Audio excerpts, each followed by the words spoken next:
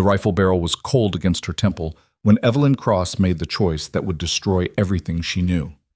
Behind her cabin door, a dying enemy warrior bled into her floorboards. In front of her, 3 armed settlers demanded his head. She had seconds to decide: hand him over and keep her life, or protect a stranger and become the most hated woman in Arizona territory. What she did next would start a war, break every rule of the frontier, and force her to question everything she believed about survival, loyalty, and the thin line between enemy and ally.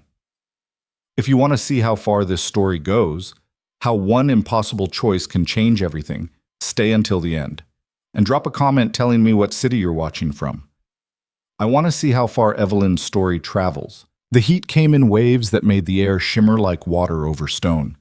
Evelyn Cross stood in the doorway of her cabin, squinting against the glare, one hand shading her eyes and the other resting on the rifle propped against the frame. The Arizona sun was merciless that afternoon, baking the red dirt until it cracked and turning shadows into rare, precious things. She wasn't looking for trouble. Trouble had a way of finding people out here without any invitation. Her husband had been dead 3 months. Thomas Cross, buried in a shallow grave behind the cabin because the ground was too hard for anything deeper, and she'd had to do it herself. No preacher, no neighbors. Just her, and a shovel, and the kind of silence that made you wonder if you were the last person alive in the world. The cabin was small, rough-hewn logs chinked with mud and grass. A single room with a loft for sleeping and a stone fireplace that smoked when the wind came from the west. It wasn't much, but it was hers. Thomas had built it with his own hands before the drought came, before the violence started creeping closer, before everything went wrong. She was 26 years old and felt 50. The well was running low again. That's what had driven her outside in the worst heat of the day. The need to check the water level, to see if she'd have enough to last another week, or if she'd need to make the dangerous trip to the creek 2 miles east. The creek meant exposure. It meant risk. It meant being seen. Evelyn had learned to hate being seen. She walked across the yard, boots crunching on the hard-packed earth, sweat already gathering at the base of her neck. Her dress was faded blue cotton, patched at the elbows and hem, practical rather than pretty. Her dark hair was pulled back in a severe bun, a few strands escaping to stick to her damp forehead. She'd stopped caring about her appearance months ago. There was no one to care for. The well was just past the chicken coop, 6 scrawny birds that pecked at nothing and produced eggs maybe twice a week if she was lucky. She grabbed the bucket and lowered it down, listening to the rope creak against the wooden frame. The bucket hit water with a distant splash. Not deep. Not good. She was hauling it back up when she heard the sound. At first she thought it was an animal, a low, rasping noise coming from somewhere beyond the coop, near the line of scraggly mesquite trees that marked the edge of her property. She froze, hands tight on the rope, listening. There it was again. Not an animal. Human. Someone breathing, hard and wet and wrong. Evelyn's heart kicked against her ribs. She dropped the bucket back down the well and moved quickly to the cabin, grabbing her rifle. The Winchester was old but reliable, and she'd gotten good with it over the past 3 months. Good enough to shoot a rattlesnake at 20 paces. Good enough to make a man think twice. She circled wide around the coop, rifle raised, finger resting along the trigger guard. The mesquite trees offered little shade, their twisted branches casting jagged shadows on the ground. She could smell something metallic on the air. Copper. Blood.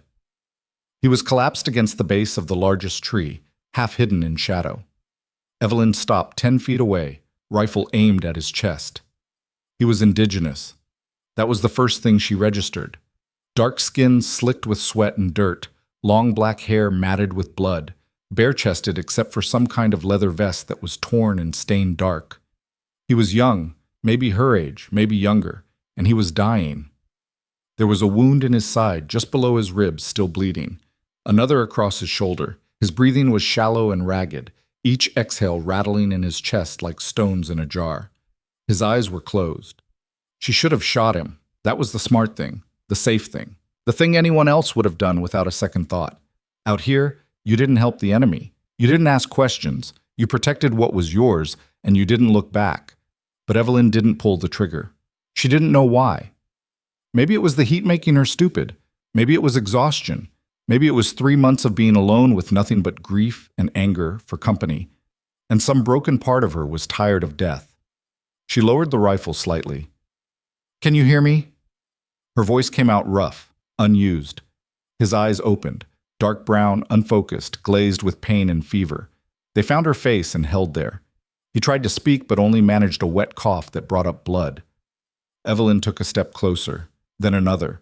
Every instinct screamed at her to stop, to turn around, to go back to the cabin and pretend she'd never seen him, but her feet kept moving. "Who did this to you?"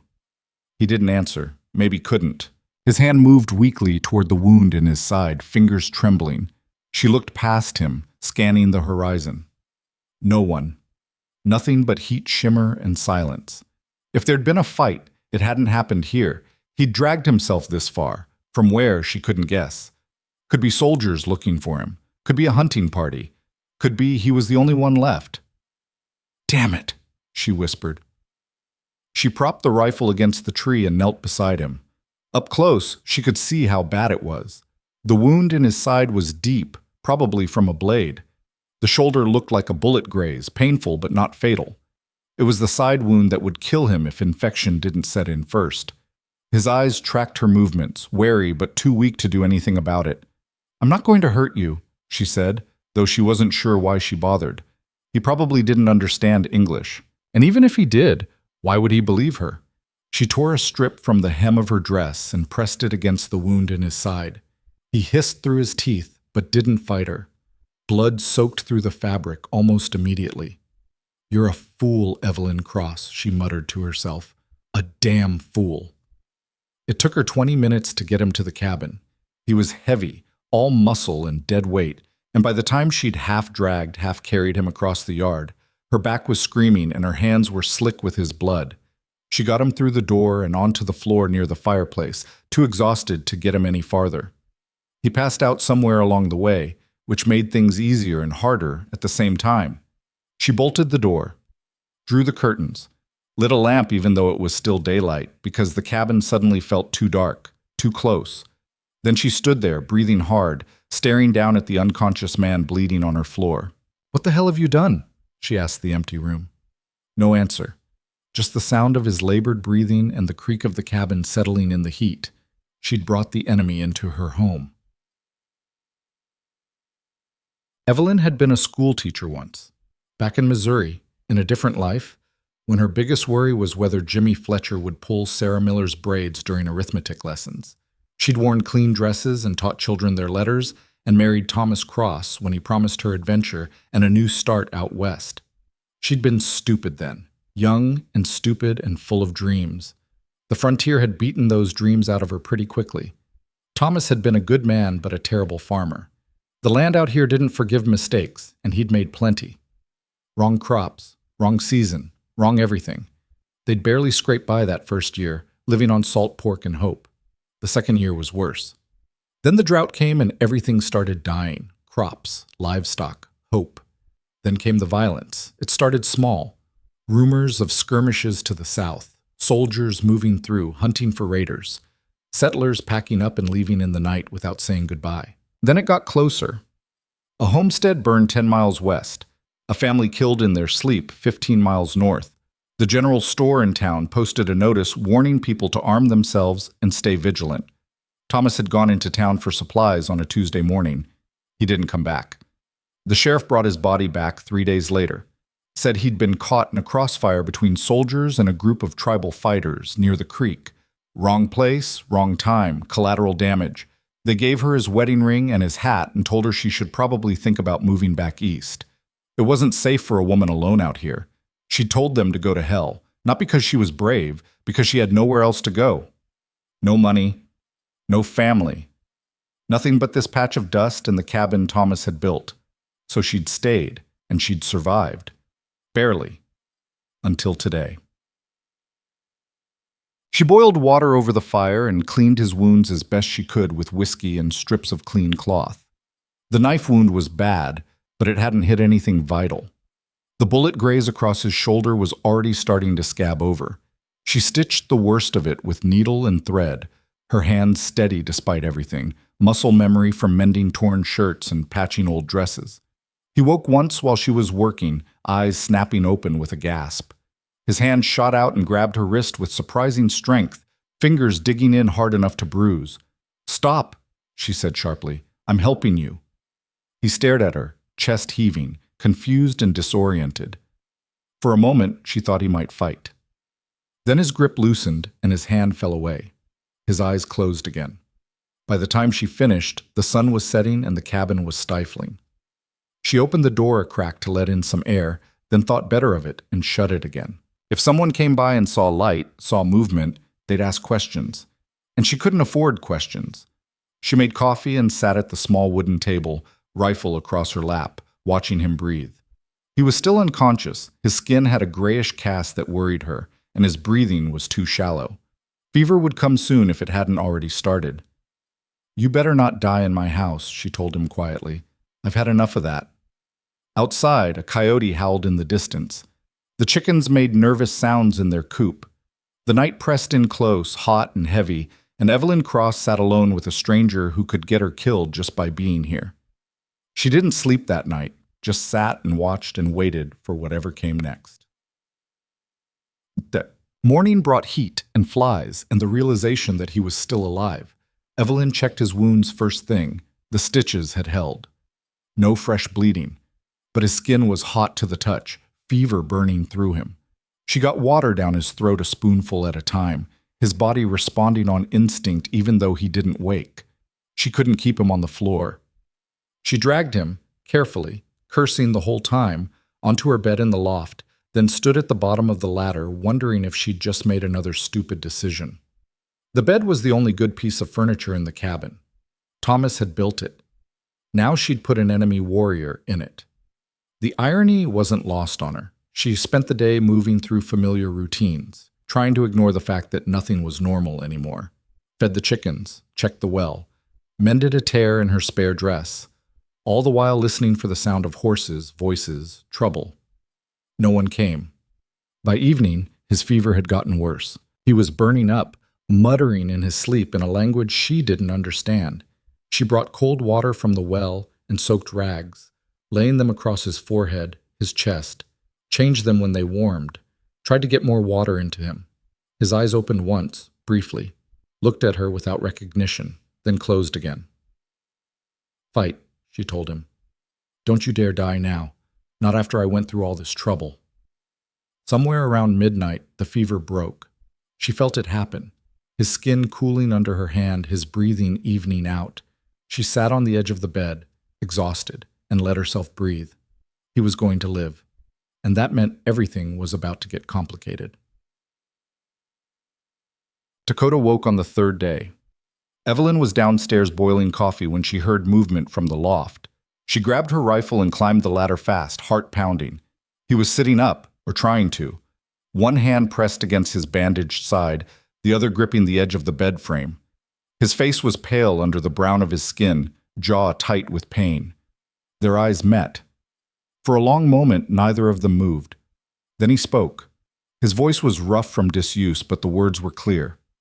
"English." "Where am I?" Evelyn blinked. "You speak English." "Where am I?" he repeated. She kept the rifle pointed at him, not threatening, but ready. "My home, about 15 miles west of the outpost." He looked around the small loft, taking in the slanted roof, the single window, the simple furnishings. His gaze came back to her. "You brought me here. I found you dying under a tree. Seemed like a waste." His mouth twitched. Might have been a smile. Hard to tell. "I don't remember." "You were half dead. Not surprising." He tried to shift position and grimaced, hand tightening on his side. "How long?" 3 days. That seemed to surprise him. He looked down at his bandaged torso, at the careful stitching visible under the wrappings, then back at her. "Why?" The question hung in the air between them. Evelyn didn't have a good answer. "Haven't figured that out yet myself. Your people would kill me." "Probably." "They would kill you for helping me." "Also probable." He studied her face, looking for something. She wasn't sure what. "Then why?" "I asked you first." Another almost smile. He leaned back against the wall, breathing carefully. "My name is Dakota." She hesitated. Giving her name felt like crossing another line, but she'd already crossed so many. Evelyn, Evelyn Cross. Evelyn Cross, he repeated, testing the sounds. You live alone. It wasn't a question, but she answered anyway. Yes. No husband. Dead. 3 months ago. Something shifted in his expression. Understanding, maybe, or recognition. I'm sorry. The words caught her off guard. She hadn't expected sympathy, hadn't expected him to sound like he meant it. Who did that to you? She asked, nodding at his wounds. Soldiers. Near the canyon. Were you raiding? His eyes hardened. No. We were hunting. They didn't ask questions. She should have felt something, anger, fear, vindication. Instead, she just felt tired. You should rest. You lost a lot of blood. I should leave. You can barely sit up. You'd make it maybe 50 feet before you passed out. Then I'd die away from here, away from you. Why? Because when they find me, they'll kill you too. The truth of it settled between them like a stone. He was right. If anyone found out she was harboring him, she was as good as dead. But sending him out there in his condition was the same as killing him herself. Let me worry about that, she said finally. Why should you? I don't know. The words came out sharper than she intended. She took a breath. I don't know. But I brought you this far. Seems stupid to quit now. He watched her for a long moment, then nodded slowly. Okay. Okay? I'll stay until I'm strong enough to leave. He paused. Thank you. Evelyn climbed back down the ladder before she could say something stupid, or change her mind, or realize just how insane this whole situation was. She had an enemy warrior recovering in her bed, and she'd just agreed to let him stay. Mount. The next few days fell into an uneasy rhythm. Dakota was a terrible patient. He wanted to be up and moving before his body was ready, and Evelyn spent half her time arguing with him to stay in bed and the other half forcing food and water into him. He was stubborn. She was stubborn. They clashed like flint and steel. You need to eat, she said, holding out a bowl of thin stew. I'm not hungry. I don't care. Your body needs fuel. It tastes like dirt. It's all I've got, so eat it or starve. He ate it, complained the whole time, but ate it. She learned things about him in fragments. He was 27, had a sister and a younger brother. His father had died fighting soldiers 2 years ago. His mother the winter before that, from sickness. He'd been part of a hunting party when they were ambushed. The others scattered. He'd taken a blade trying to cover their escape. They got away? She asked. I think so. I hope so. She told him about Thomas, about Missouri, about how she'd thought coming west would be an adventure, and instead it had been 3 years of drought and hardship and watching everything fall apart. Why stay? He asked. Where else would I go? He didn't have an answer for that. On the 6th day, he was strong enough to come downstairs. She helped him down the ladder, his weight heavy against her shoulder, and got him settled in a chair by the table.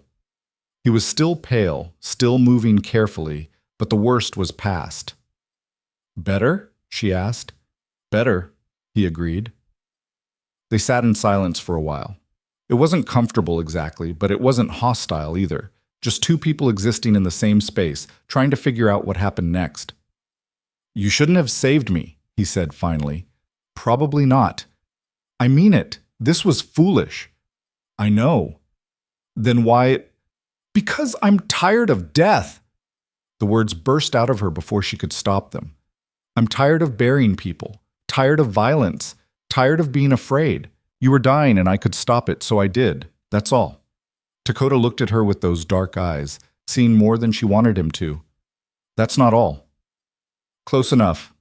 He reached across the table slowly and touched her hand, just briefly. Thank you, Evelyn Cross. Her throat tightened. She pulled her hand back. Don't make me regret it. I'll try not to. The knock on the door came 3 days later, just after dawn. Evelyn was outside feeding the chickens when she heard horses. Her blood went cold. She dropped the feed bucket and ran for the cabin, but she was too slow.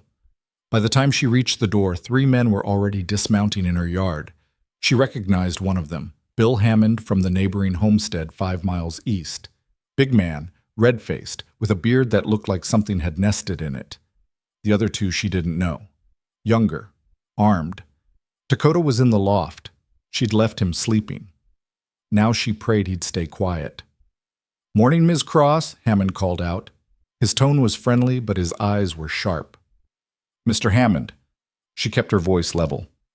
"What brings you out this way?" "Just checking on folks, making sure everyone's all right." He gestured to the other men. "These are the Miller boys, Tom and Jake. They're helping keep watch." The Miller boys nodded. Both had rifles slung over their shoulders. "I'm fine," Evelyn said. "Appreciate the concern, but there's no need." "You sure about that?" Hammond took a step closer. "We've had reports of trouble in the area. Thought we should make sure you haven't seen anything unusual." Her heart was pounding so hard she was sure they could hear it. "Nothing unusual. It's been quiet." "No sign of raiders? No strangers passing through?" "No." Hammond's eyes drifted past her, to the cabin. "Mind if we take a look around? Just to be safe."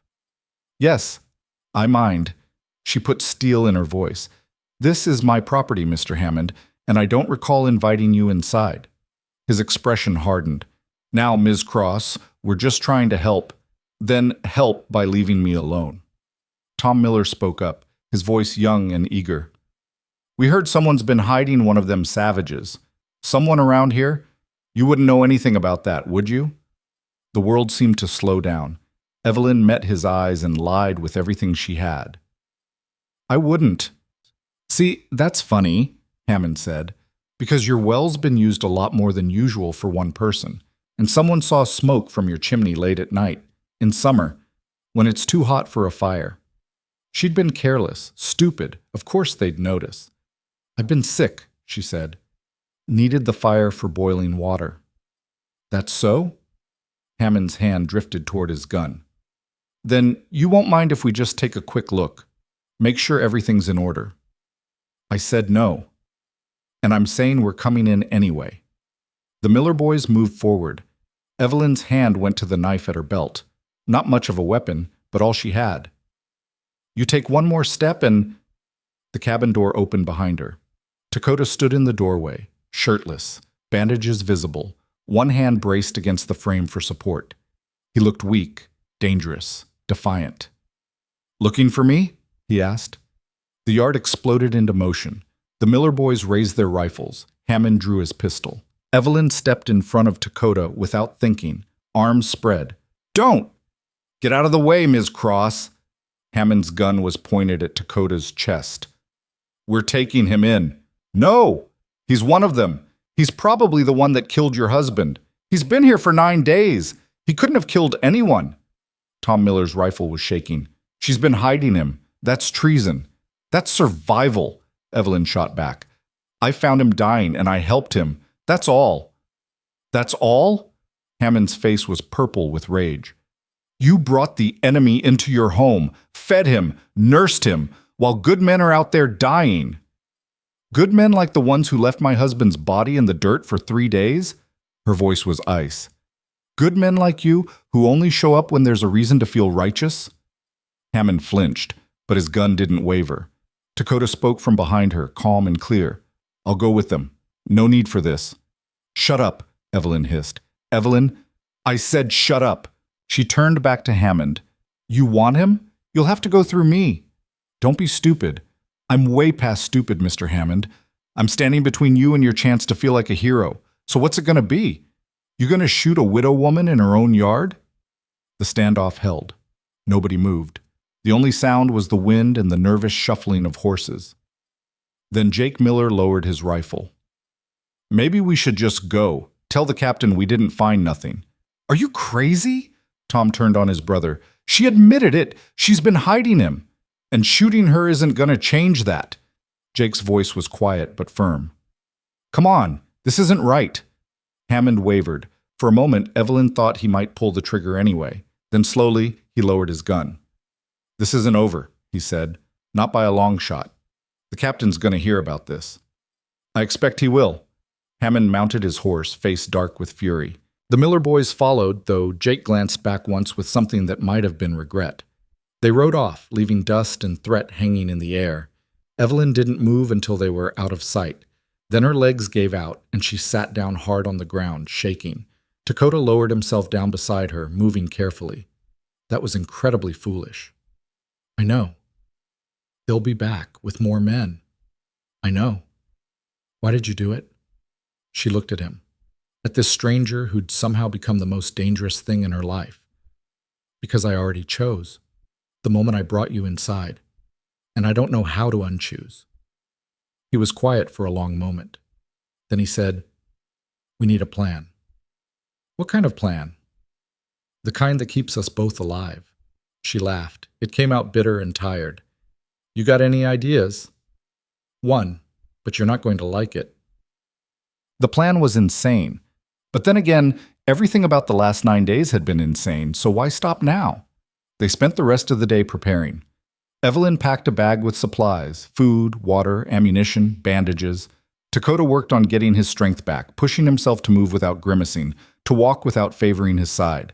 He wasn't at full strength, wouldn't be for weeks, but he was better than he'd been.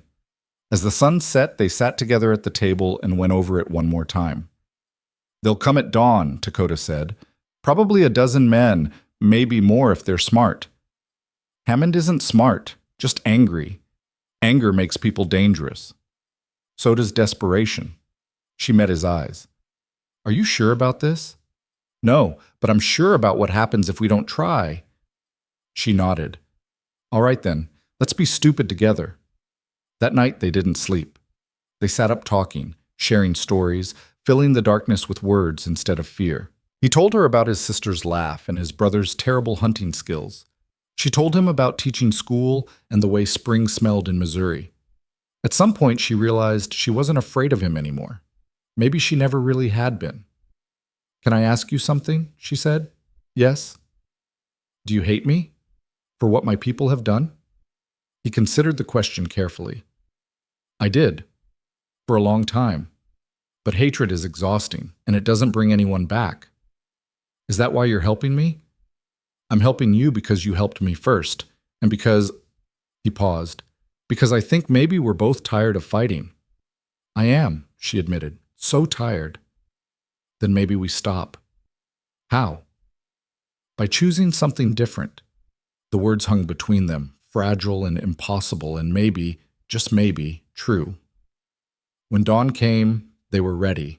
The sound of horses carried across the flat land long before they arrived. Evelyn stood in her yard, rifle in hand, watching them come. Dakota was beside her, unarmed but steady. There were 15 men this time. Hammond was in front, and beside him rode a man in a military uniform. The captain, probably. Come to see the traitor for himself. They stopped 20 feet away. The captain dismounted, a lean man with gray at his temples and cold blue eyes. Mrs. Cross, he said. I'm Captain Garrett. I believe you know why I'm here. I can guess. His gaze shifted to Dakota. Is this the man you've been harboring? This is Dakota, she said. And yes. Do you understand that's a crime? Do you understand I don't care? Hammond made a noise of disgust. See, I told you. She's a traitor. Should hang her along with him. Shut up, Bill, the captain said mildly. He looked back at Evelyn. Why? Because he was dying and I could help. That's it? That's enough. Garrett studied her for a long moment. You know what this looks like. A settler woman, alone, hiding an enemy warrior. People are going to assume things. Let them assume. They'll say you're working with them, that you're giving them information, that you can't be trusted. I don't care what they say. You should, because what they say can get you killed. He paused. But I'm not interested in killing you, Mrs. Cross. I'm interested in the truth. So I'm going to ask you one more time. Why did you do this? Evelyn took a breath. This was it, the moment that decided everything. Because, she said clearly, he's my husband. The words landed like a gunshot. Hammond's jaw dropped. Several of the men started talking at once. The captain held up a hand for silence, his eyes never leaving her face. Your husband, he repeated flatly. Yes. You expect me to believe that? I don't expect anything, but it's the truth. Garrett looked at Dakota. Is it? Dakota met his eyes without flinching. Yes. The silence that followed was absolute. Then the captain started laughing. It wasn't a pleasant sound. That's your story? That you married him? It's not a story. It's what happened. When? 8 days ago. Who performed the ceremony? We did. By ourselves. Out here, you do what you have to. Hammond was sputtering. That's not... You can't just... Actually, Garrett said slowly, they can. Common law marriage. If they declare it and live as man and wife, it's legal in this territory. He tilted his head. Convenient. It's the truth, Evelyn said again. Even if I believed you, which I don't, it doesn't change what he is. It changes everything. He's not a raider. He's not your enemy. He's my husband. And unless you have proof that he's committed a crime, you have no right to touch him. The captain's expression was unreadable. You're playing a dangerous game, Mrs. Cross. I'm surviving, same as everyone else out here. He studied them both. Evelyn could see him calculating, weighing options, trying to decide if it was worth the trouble to call her bluff. Finally, he said, if I find out you're lying, if I find any evidence that this man has been involved in raids or attacks, I'll arrest you both. And I'll make sure everyone knows exactly what kind of woman you are. Understand? I understand. And if there's any trouble from him, any hint that he's communicating with his people or planning anything, there won't be. Garrett mounted his horse. I'll be watching, both of you. They rode off, leaving Evelyn and Dakota standing alone in the dust. She waited until they were completely out of sight before her legs gave out. She sat down hard, the rifle falling from her hands. That was... She couldn't finish. Insane, Dakota supplied. He sat down beside her. You just told them we're married. I know. We're not. I know that too. What happens when they find out? She looked at him. This stranger who wasn't a stranger anymore. This enemy who'd somehow become the only person on her side. Then I guess we better make it convincing. His eyes widened slightly. You mean... I mean we're stuck with each other now. For better or worse? She held out her hand. So what do you say, Dakota? Want to be married to the most hated woman in Arizona? He looked at her hand. Then, slowly, he took it. I think, he said quietly, it's too late to say no. Their hands stayed clasped as the sun climbed higher, burning away the shadows, and Evelyn Cross realized that everything had changed. She'd made her choice. Now she'd have to live with it. The lie became their truth, whether they wanted it to or not. That first day after Captain Garrett rode off, Evelyn and Dakota sat in the cabin and stared at each other like two people who'd just survived a lightning strike. The silence stretched between them, heavy with the weight of what she'd claimed in front of 15 armed men. So, Dakota said finally, your husband. Apparently. You didn't ask me first. Didn't have time. She rubbed her face with both hands. Would you have said yes if I had? He considered that. No, probably not. See? Easier this way. Easier. He shook his head. Nothing about this is easy. He was right. The moment those words had left her mouth, she'd bound them together in a way that couldn't be undone. Not without both of them ending up dead or worse. The settlers would be watching now, waiting for them to slip up to prove it was all a lie. We need rules, she said. Rules? About how this works, what we tell people, how we... Oh. She gestured vaguely between them. Act. Dakota leaned back in his chair, wincing slightly as the movement pulled at his stitches. You want to rehearse being married. I want to stay alive, same thing. All right. He folded his arms. What are your rules? Evelyn stood and started pacing. It helped her think. First, we keep our stories straight. We got married 8 days ago, right here, just the two of us. You came to the homestead looking for work. I was alone. We decided to help each other. Why would I be looking for work from settlers?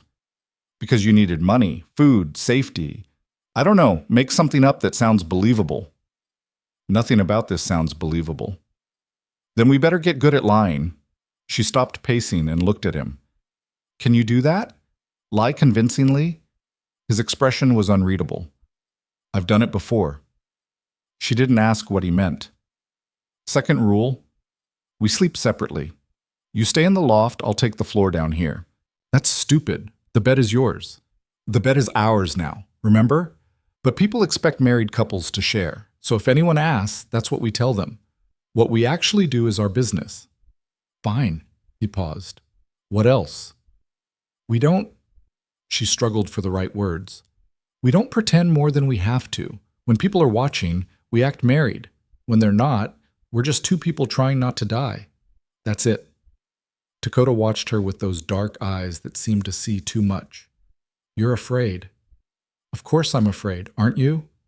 Yes, but not of the same things. He stood slowly, favoring his injured side. You're afraid this becomes real. The accusation hung in the air between them. Evelyn felt her face flush. That's not... It's all right. I'm afraid too. He moved to the window, looking out at the empty landscape. But I think maybe it's too late for fear. We already jumped. Now we just have to figure out how to land. She didn't have an answer for that. That night she lay on the floor wrapped in a thin blanket, listening to him breathe in the loft above. The cabin was too quiet, too small. She could hear every shift of his weight, every creak of the bed frame. It felt like sharing space with a wolf, not because she thought he'd hurt her, but because she couldn't predict what he'd do next. Sleep didn't come easy. The next morning brought visitors. Evelyn was outside drawing water from the well when she saw the wagon coming. A woman was driving, with 2 children visible in the back. She recognized the wagon before she recognized the driver, Margaret Spencer, from the homestead 7 miles north. A hard woman with a harder life, widowed young and raising 3 kids alone until she married Jim Spencer 2 years ago. Evelyn's stomach dropped. News traveled fast out here, and Margaret Spencer was the kind of woman who made it her business to know everything about everyone. The wagon pulled up and Margaret climbed down, all sharp angles and suspicious eyes. She was younger than Evelyn by a few years, but looked older, worn down by sun and work and life. The 2 children, a boy around 8 and a girl maybe 6, stared at Evelyn with wide, curious eyes. "Morning, Evelyn," Margaret said. Her voice was flat, giving nothing away. "Margaret," Evelyn kept her own voice neutral. "Wasn't expecting company." "I'll bet." Margaret's eyes drifted to the cabin. "Heard some interesting news. Thought I'd come see for myself." "See what?" "Whether it's true. What they're saying." Evelyn set down the water bucket. "And what are they saying?" "That you married one of them." Margaret's lip curled. "An Indian." "That you let him into your house, into your bed, and told Captain Garrett he's your husband." The words were meant to sting. Evelyn refused to flinch. "His name is Dakota. And yes, he's my husband." Margaret's expression didn't change, but something flickered in her eyes. Disgust, maybe. Or fear. "You've lost your mind." "Maybe.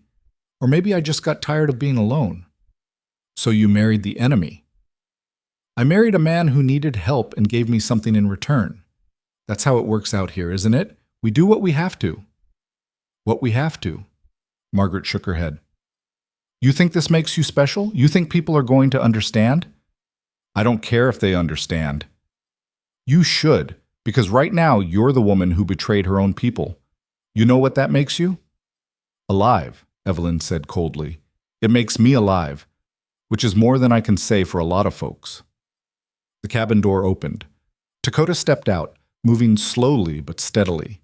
He'd put on one of Thomas's old shirts. It fit poorly, too tight across the shoulders, and his hair was pulled back. He looked dangerous, even trying to look harmless. He stopped beside Evelyn, close enough that his arm brushed hers. The message was clear. Margaret's children shrank back in the wagon. The boy whispered something to his sister. "You must be Margaret," Dakota said. His English was perfect, which seemed to surprise her. "Evelyn's told me about you." "I doubt that." Margaret's hand drifted toward the rifle propped against the wagon seat. "She doesn't know anything about me. She knows you lost your first husband to sickness, knows you're raising children who aren't yours, knows you understand what it means to survive." He tilted his head slightly. Or am I wrong? Margaret's jaw tightened.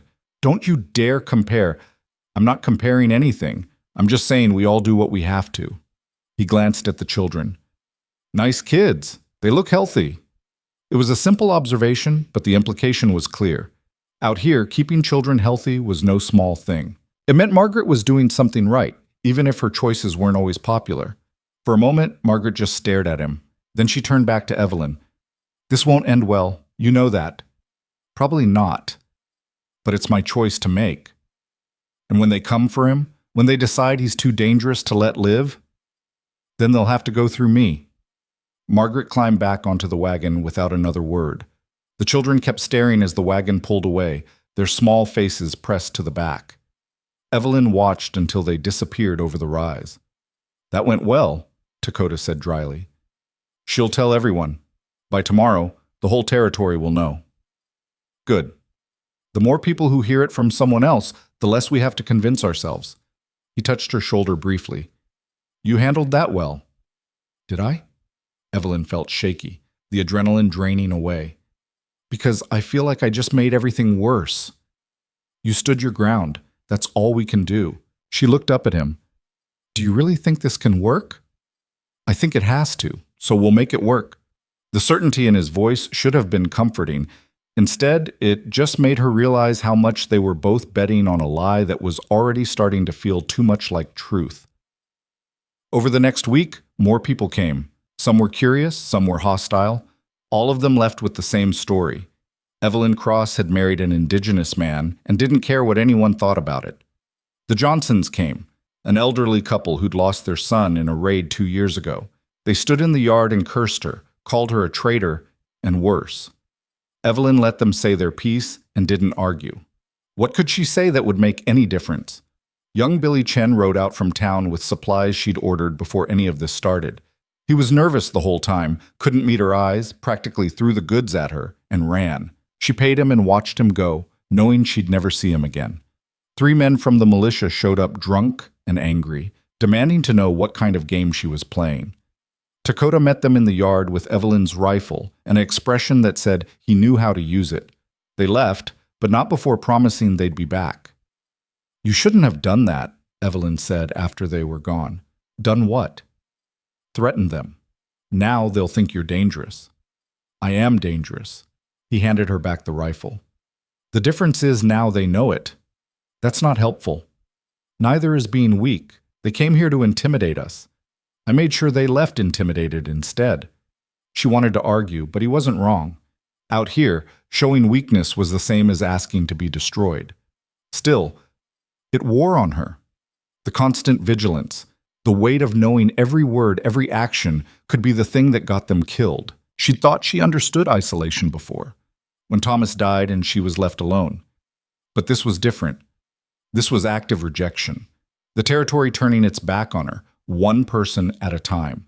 Dakota seemed less affected by it, which shouldn't have surprised her. He'd been living with that kind of rejection his whole life. One evening, as they sat together after dark, she asked him about it. Doesn't it bother you, the way they look at us? He was quiet for a moment, carving a piece of wood with Thomas's old knife. I stopped letting it bother me a long time ago. How? By remembering that their opinion doesn't change who I am. They can think what they want. Doesn't make it true. Easy to say. Not easy at all, but necessary. He set down the knife. You want to know the worst part? It's not the hatred. It's when they look at you like you're not even human. Like you're just something to be dealt with, removed. Evelyn thought about the militiamen, the way they'd looked at Dakota like he was a problem that needed solving. I'm starting to understand that. No, you're not. Not really. Because you're still white, still a settler. You can hate what they're doing, but you don't carry it in your bones the way I do.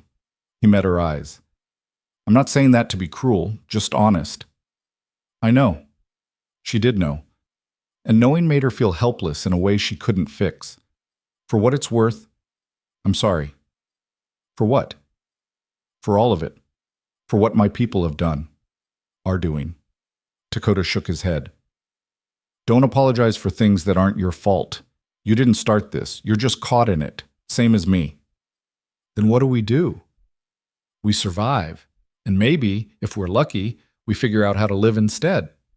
The distinction seemed important to him, so she didn't press. But surviving got harder when the attack started. It happened on a moonless night 2 weeks after Captain Garrett's visit. Evelyn woke to the sound of breaking glass and the acrid smell of smoke. She was on her feet before she was fully conscious, grabbing for the rifle that she now kept beside her makeshift bed on the floor. "Dakota!" He was already coming down the ladder, moving fast despite his healing injuries. "Back window. Someone threw something." They could see the flames through the broken window, small but growing, feeding on the dry wood of the cabin's exterior. Outside she heard horses, voices, laughter. "Come out, traitor," someone shouted. "Come out and face what you deserve." Evelyn ran to the door, rifle raised, and kicked it open. 3 figures on horseback, faces covered with bandanas, holding torches. She couldn't see who they were in the darkness, but their intent was clear. She fired a shot over their heads. The crack of the rifle split the night. "Get off my land!" One of them laughed. "Your land? You gave up any right to it when you brought that savage into your home. I'm giving you one chance to leave. After that, I aim to kill." Big talk for a woman alone. She's not alone. Dakota appeared beside her, holding a burning piece of wood from the fireplace like a weapon. His face was hard, expressionless. "And the next one who comes closer gets this in the face." The riders hesitated. It was one thing to terrorize a woman, another to face someone who looked ready to die, taking you with him. "This isn't over," one of them called. Then they wheeled their horses and disappeared into the darkness. Evelyn and Dakota stood in the doorway until the sound of hoofbeats faded completely. Then they turned their attention to the fire. It had caught on the corner of the cabin, flames licking up the dry wood, but it was still small enough to fight. They worked together, hauling buckets of water from the well, throwing them at the flames, stamping out embers. It took 20 minutes of hard, frantic work, but they managed to save the cabin. Barely. When it was done, they stood in the yard, both soaked and exhausted, staring at the charred corner of the building. "They'll be back," Dakota said. "I know. Next time they might bring more men, more fire." "I know that too." She set down the empty bucket. "We can't just sit here waiting for them to destroy everything." "So what do you want to do?" Good question. She didn't have a good answer. Running meant abandoning everything Thomas had built, everything she'd fought to keep. Staying meant waiting for the next attack, the next threat, until eventually they got lucky and finished what they started. "We need allies," she said finally. Dakota gave her a skeptical look. "You think anyone out here is going to help us?" "No, but we have to try anyway." She rode into town the next morning, alone. Dakota had argued against it, but she'd insisted. Someone needed to stay and protect the homestead, and she knew the people in town, knew how to talk to them, or at least she used to. The town of Piedra was barely worthy of the name.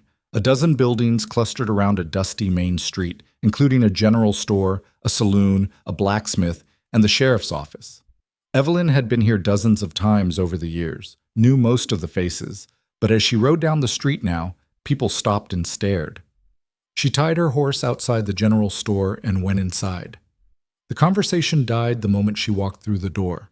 Samuel Tucker, who owned the place, froze behind the counter. 2 women browsing fabric turned to stare. A man near the back of the store actually backed away. "Morning, Sam," Evelyn said, keeping her voice steady. Tucker didn't return the greeting. "What do you want?" "Supplies, same as always." "We don't serve your kind anymore."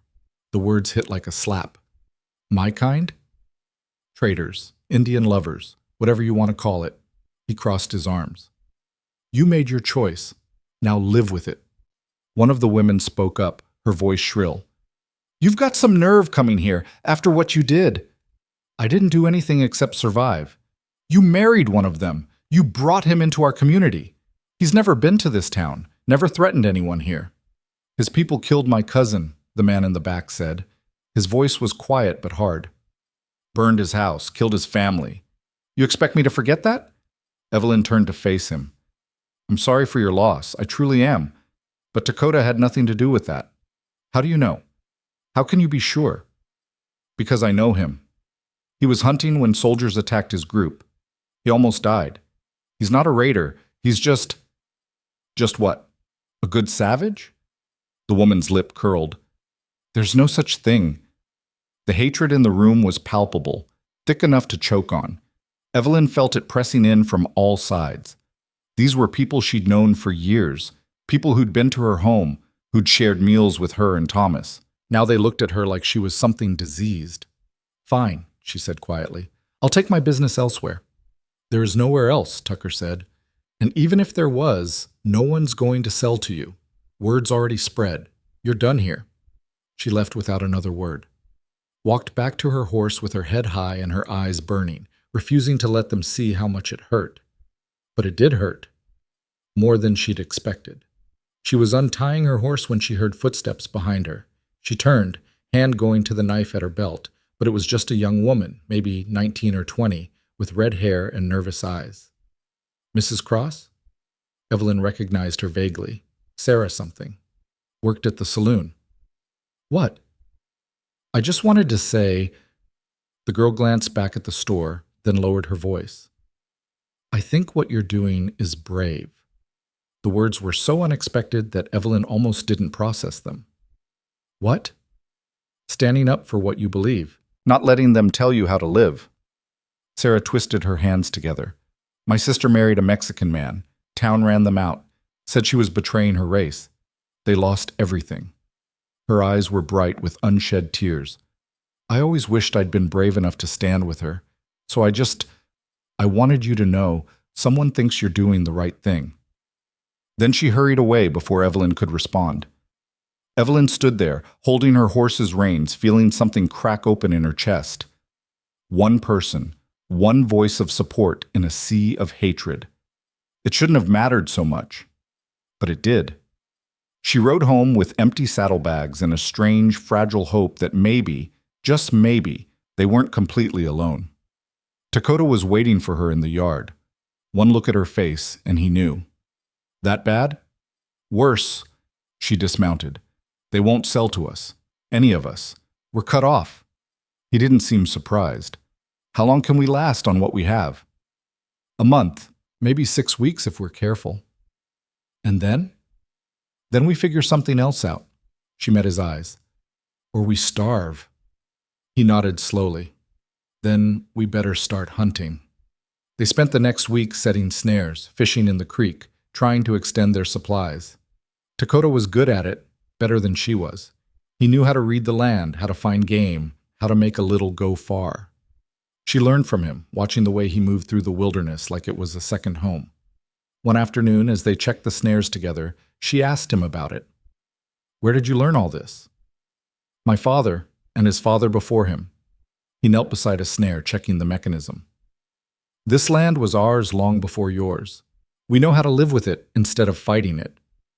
Was. His expression darkened. Still is in some ways, but every year there's less of it, less of us. She didn't know what to say to that, so she said nothing, just helped him reset the snare and moved to the next one. That night, as they prepared a meager dinner from their dwindling supplies, he asked her something that had clearly been on his mind. Why did you really do it? Save me, I mean. The truth.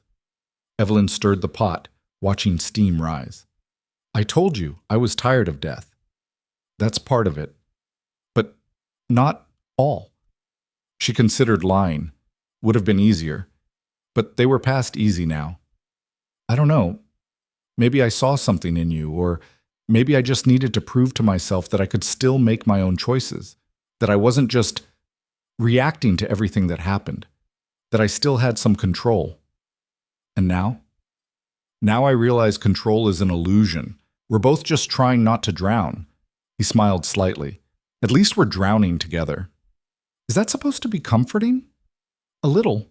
She laughed despite herself. It felt good, like maybe they could survive this after all. But survival demanded more than hope.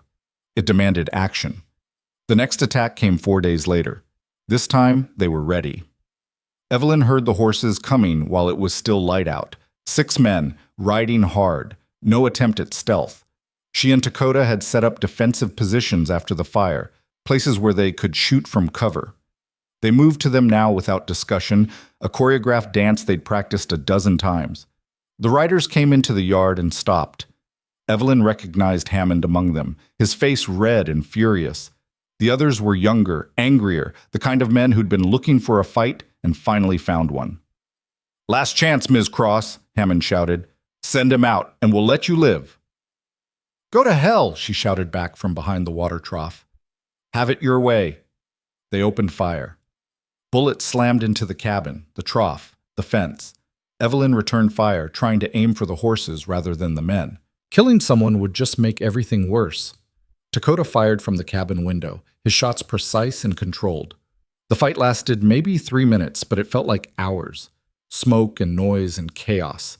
One of the riders took a bullet in the arm and screamed. Another's horse went down, throwing him hard. Hammond kept shooting, his face twisted with rage, until his gun clicked empty. Then, as suddenly as it started, it was over. The riders retreated, dragging their wounded, leaving one dead horse and a lot of cursing behind. Evelyn stayed in position until she was sure they were gone. Then she stood on shaking legs and checked herself for wounds. Nothing. Pure luck. Dakota emerged from the cabin, rifle still in hand. "You all right?" "Yeah, you?" "Fine." He looked at the yard, at the bullet holes and broken fence. "This is going to keep happening. I know. Eventually they'll bring enough men that we can't fight them off." "I know that too." She reloaded her rifle with trembling hands. "So what do we do?" "We changed the terms. Stop waiting for them to come to us." "What does that mean?" He looked at her, his expression serious. "It means we go to the outpost. We make them deal with us face to face. We force them to acknowledge what we are, legally married, legally protected. We make it real. They'll never accept it. They don't have to accept it. They just have to acknowledge it exists. That's all we need." It was risky, possibly suicidal, but staying here, waiting for the next attack, wasn't much better. "When?" she asked. "Tomorrow, before they have time to plan another attack." That night, they prepared. Evelyn dug out her cleanest dress, the one she'd worn to marry Thomas. It felt wrong, putting it on for this, but appearances mattered. They needed to look legitimate. Dakota cleaned up as best he could, washing the dust and smoke from his skin, combing his hair back. In Thomas's old clothes, he almost looked like a settler. Almost. "Ready?" she asked. "No, but we're going anyway." They rode out at dawn, 2 people on 2 horses, heading toward an uncertain future. The outpost was 10 miles east, a military installation meant to protect settlers from raids. Evelyn had been there once when they first arrived in the territory. It had seemed reassuring then, a symbol of safety and order. Now it felt like walking into the lion's den. The guards at the gate recognized her. Their expressions went from neutral to hostile in seconds. "Mrs. Cross," one of them said. He didn't look at Dakota. "What are you doing here?" "I need to speak with Captain Garrett." "The captain doesn't want us." "I'm a settler, a citizen.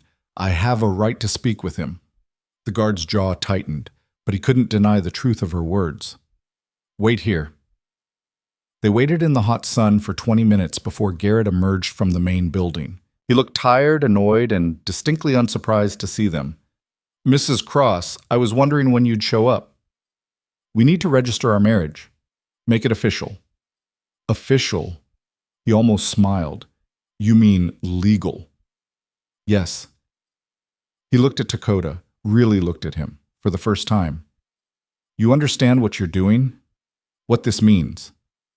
"I understand," Dakota said quietly. "Do you?" "Because once this is on paper, there's no taking it back. You'll be bound to her, to this territory, to our laws. You'll have given up any claim to your own people. My people are dead or scattered. This is what I have now." Garrett studied him for a long moment. Then he sighed. "All right, come inside. Let's make you legally miserable." The paperwork took an hour. Questions about names, dates, circumstances. Garrett asked them separately and together, trying to catch them in a lie. But they'd prepared for this, had their story straight, and he couldn't find a crack. Finally, he pushed the paper across the desk. "Sign here. Both of you." Evelyn signed first, her hand steady. Then Dakota took the pen, his grip awkward. He'd probably never held one before, and carefully wrote his name in letters that looked like they'd been carved rather than written. Garrett witnessed and stamped it. There. You're married, legally, in the eyes of the territory. He didn't sound happy about it. That means he's under my jurisdiction now. If he commits any crime, any violence, I can arrest him, execute him if necessary. You understand that? Yes, Evelyn said. And you? Garrett looked at Dakota. You understand you've just given me power over your life? I understand that you think you have power. Dakota's voice was level. But I also understand that this paper protects me as much as it binds me. I'm a settler's husband now. That means something, even if you don't like it. A muscle twitched in Garrett's jaw. Get out of my office. They left with the marriage certificate folded in Evelyn's pocket, a piece of paper that might save their lives or might be worthless. Time would tell. On the ride home, neither of them spoke much. The weight of what they'd just done settled over them like dust. Finally, as the cabin came into view, Dakota said, We're really married now. Looks like it. How do you feel? Evelyn thought about it. Trapped, terrified, relieved. She glanced at him. You? The same. He paused. And something else. What? Grateful. That if I had to be trapped, it's with someone who doesn't treat me like an animal. The words hit her harder than she expected. She didn't know how to respond, so she just nodded. They rode the rest of the way in silence, two people bound by law and necessity, trying to figure out if that was enough to survive on. The answer came 3 days later, when armed men surrounded the cabin in the middle of the night, and everything went straight to hell. Evelyn woke to the sound of boots on hard ground and the metallic click of rifle hammers being pulled back. Too many of them. The darkness outside the cabin windows was absolute, but she could hear them moving, surrounding the homestead like wolves circling prey. She rolled off her makeshift bed on the floor and grabbed her Winchester in one motion, heart already hammering. Above her, she heard Dakota moving in the loft, silent and fast. How many? His voice came down, barely a whisper. She peered through a gap in the curtain. Torches. At least a dozen men, maybe more. Too many. Hammond? Can't tell, probably. A voice boomed from outside, magnified and official. Not Hammond. Someone else. Evelyn Cross, Dakota, you are ordered to come out with your hands visible. You have 1 minute to comply. Evelyn's blood went cold. That wasn't vigilantes. That was military. Dakota descended the ladder fast, his face grim in the darkness. Garrett? He wouldn't. We have the papers. We're legal. Doesn't matter if someone's accused me of something. He moved to the window on the opposite side, checking the positions. They're everywhere. We can't fight our way out. Then what do we do? He looked at her, and in his eyes she saw something she hadn't seen before. Resignation. We go out. We face this. They'll kill you. Maybe. But if we fight, they'll definitely kill both of us. At least this way you might survive. I'm not letting them. 30 seconds, the voice outside shouted. Evelyn. Dakota grabbed her shoulders. Listen to me. You have the certificate. You're a legal wife now. They can't just shoot me without cause. Make them prove whatever they think I did. Make them follow their own laws. And if they don't care about their laws, then at least we tried. He let her go and moved toward the door. I'm going out. You stay here until they... No. She positioned herself beside him. We go together. We're married, remember. That's the whole point of this. Evelyn, together. He stared at her for a long moment, then nodded once. Together. They opened the door in unison, hands raised, stepping into the glare of torchlight and rifle barrels. Captain Garrett stood at the center of the formation, flanked by a dozen soldiers in uniform. Behind them she could make out civilian faces. Hammond was there, looking satisfied. So were several of the men who'd attacked them before. This wasn't just military action. This was something else. Put your weapons on the ground, Garrett ordered. Slowly. Evelyn had left her rifle inside, but Dakota had Thomas's old hunting knife on his belt. He pulled it out carefully, fingers on the blade, and set it in the dust. Evelyn did the same with the small knife she kept tucked in her boot. Step away from the cabin, both of you. They moved forward into the open yard. The soldiers closed in around them, rifles trained, torches casting wild shadows. Evelyn felt exposed, vulnerable, every nerve screaming danger. "Captain," she said, keeping her voice steady, "what is this about?" "You know damn well what this is about." Hammond pushed forward, his face red with rage. "That savage murdered 3 men 2 nights ago, cut them down in cold blood while they slept." The accusation hit like a punch. Evelyn's mind reeled. "That's a lie. He was here. He's been here every night." "You expect us to believe you?" Hammond spat on the ground. "You'd say anything to protect him." "I'm telling the truth." Garrett held up a hand for silence. His expression was unreadable. 3 men were killed at the Morrison homestead 40 miles north of here. Throats cut, nothing stolen. The marks on the bodies matched tribal weapons. "Dakota hasn't left this property in 3 weeks, Evelyn said. "He can't have—" "She's lying," someone from the crowd shouted. "She'll say anything." "I have proof," Evelyn insisted. She reached for her pocket, and immediately 6 rifles swung toward her. She froze. "Easy. I'm just getting the marriage certificate.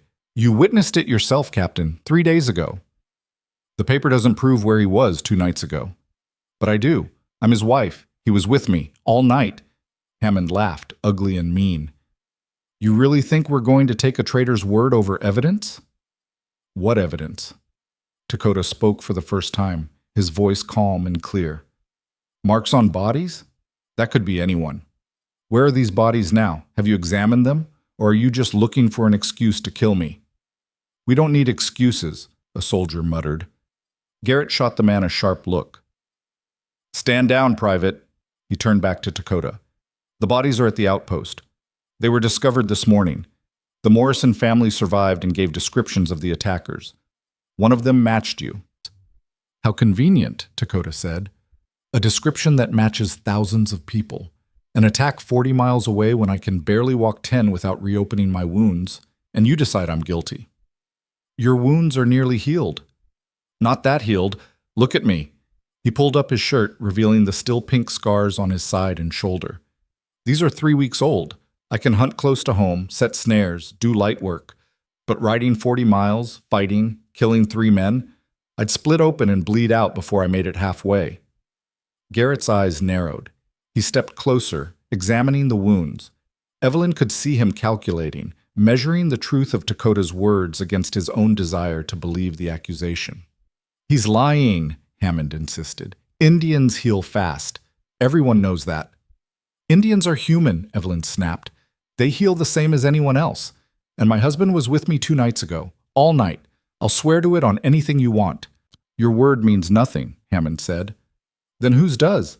Because from where I'm standing, you've already decided he's guilty. You don't want proof. You just want him dead." The soldier shifted uncomfortably. Garrett's jaw tightened. The truth of her words hung in the air, undeniable. Finally, one of the soldiers spoke up. "Captain, if I may, the Morrison attack was brutal, professional. Whoever did it knew what they were doing. This man," he gestured at Dakota, "he can barely stand up straight. Look at him." It was true. Dakota was holding himself carefully, favoring his left side, his face pale under the torchlight. He looked dangerous, yes, but also injured. Fragile in a way that didn't match the description of someone who'd slaughtered 3 men in their sleep. Garrett studied them both for a long moment. Evelyn could see the war playing out behind his eyes, duty against suspicion, law against prejudice. "Bind him," he said finally. "We're taking him to the outpost. The Morrisons will identify him or clear him. That's how this works." "No!" Evelyn lunged forward. 2 soldiers grabbed her arms, holding her back. "You can't! He didn't do anything!" "If he's innocent, the Morrisons won't identify him. Simple as that. And if they lie, if they're so desperate to blame someone that they'll point at the first indigenous man they see, then we'll deal with that when it happens." Garrett nodded to his men. "Bind him, gently. He's under military custody now, not mob justice." The soldiers moved in. Dakota didn't resist as they tied his hands behind his back, but his eyes found Evelyn's across the chaos. In that look, she saw everything he wasn't saying: fear, resignation, and something that looked almost like an apology. "I'm coming with you," Evelyn said. No, you're not. He's my husband. I have a right to be there. You have a right to stay here and keep your mouth shut, Hammond snarled. You've done enough damage. Actually, Garrett said slowly, she's right. If he's legally married to a settler, she has a right to be present during questioning. Territorial law is clear on that. Hammond's face went purple. You can't be serious. I am. Mrs. Cross, you can accompany us to the outpost, but I warn you, if there's any evidence he was involved in this attack, your marriage won't protect him. Or you. Evelyn grabbed her horse's reins with shaking hands. I understand. They formed up for the ride, soldiers surrounding Dakota on all sides, rifles ready. Hammond and the other civilians brought up the rear, muttering among themselves. Evelyn rode beside Dakota, close enough to see the tension in his shoulders, the careful way he breathed. It's going to be all right, she whispered. Don't make promises you can't keep. I mean it. The Morrisons will see you're not the one who attacked them. This will be over. He turned his head slightly, just enough to look at her. And if it's not? If they decide to see what they want to see? She didn't have an answer for that. So she rode in silence, watching the darkness slowly give way to dawn, and prayed that the law Garrett claimed to follow would actually mean something when it mattered. The outpost loomed ahead as the sun broke over the horizon, all rough timber and iron, built to withstand sieges that had never come. They rode through the gates into a compound buzzing with early morning activity. Soldiers stopped what they were doing to stare. Word had already spread. Everyone knew why they were here. Garrett dismounted and gestured to his men. Take him to the holding cells. Mrs. Cross, you'll wait in my office. I want to stay with him. That's not how this works. Then how does it work, Captain? Because from where I'm standing, it looks like you're already treating him like a criminal before anyone's even identified him. Garrett's patience was clearly wearing thin. Mrs. Cross, I'm trying to do this by the book. Let me. Don't make this harder than it already is. She wanted to argue, wanted to scream, wanted to do something other than watch them lead Dakota away in chains. But Garrett was right. Fighting him now would only make things worse. Fine, but I want to see him before the Morrisons arrive. We'll see. They took Dakota to a small cell block at the back of the compound. Evelyn watched until he disappeared from view, then let herself be led to Garrett's office. It was spare and functional, desk, chairs, maps on the wall, a window that looked out over the parade ground. She sat in the offered chair and tried not to think about what was happening to Dakota in that cell. Time crawled. An hour passed, then 2. Soldiers came and went, casting sidelong glances at her. She heard voices raised outside, arguments, the word savage repeated like a curse. Finally, Garrett returned. He looked tired. The Morrisons will be here within the hour. I've sent for them. Can I see him? Not yet. Why not? Because I need to ask you some questions first. Alone. He sat behind his desk, pulling out a ledger. Where was your husband 2 nights ago, specifically? At the cabin. With me. All night? Yes. You never left his side? I slept downstairs. He was in the loft. But I would have heard if he left. Would you? Garrett leaned forward. You're a heavy sleeper. Everyone knows that. Your husband said so himself when we did the paperwork. Evelyn's stomach dropped. She didn't remember Dakota saying that. Was it true? Had Garrett just laid a trap and she'd walked right into it? I'm a light sleeper, she said carefully. Especially lately. With all the threats, the attacks, I barely sleep at all. Convenient. It's the truth. Garrett made a note in his ledger. Here's what I think happened. I think your husband left that night. I think he rode north, met up with some of his people, and participated in that raid. I think he came back before dawn, and you never knew he was gone. That's not, or worse, Garrett continued, I think you knew exactly what he was doing and you're covering for him, which makes you an accessory to murder. The threat was clear. Evelyn forced herself to stay calm. If he rode 40 miles in one night on a healing wound, where's the blood? Where's the torn stitches? I checked his wounds that morning, Captain. They were exactly the same as the night before. No fresh bleeding, no signs of strain. You could be lying about that too. Then examine him yourself. The wounds are still visible. Any doctor can tell you whether they've been stressed recently. Garrett paused. She'd caught him off guard with that. I'll consider it. And I want to see him. Now, before the Morrisons get here. You said I have a right as his wife. I said you have a right to be present during questioning, not to visit him in his cell. Then question him, with me there.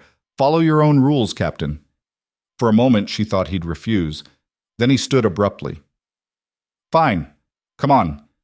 The cell block was dark and damp, smelling of old stone and desperation. There were 6 cells, 4 of them empty. Dakota sat in the last one, hands still bound back against the wall. He looked up when they entered, his expression carefully neutral. You all right? Evelyn asked.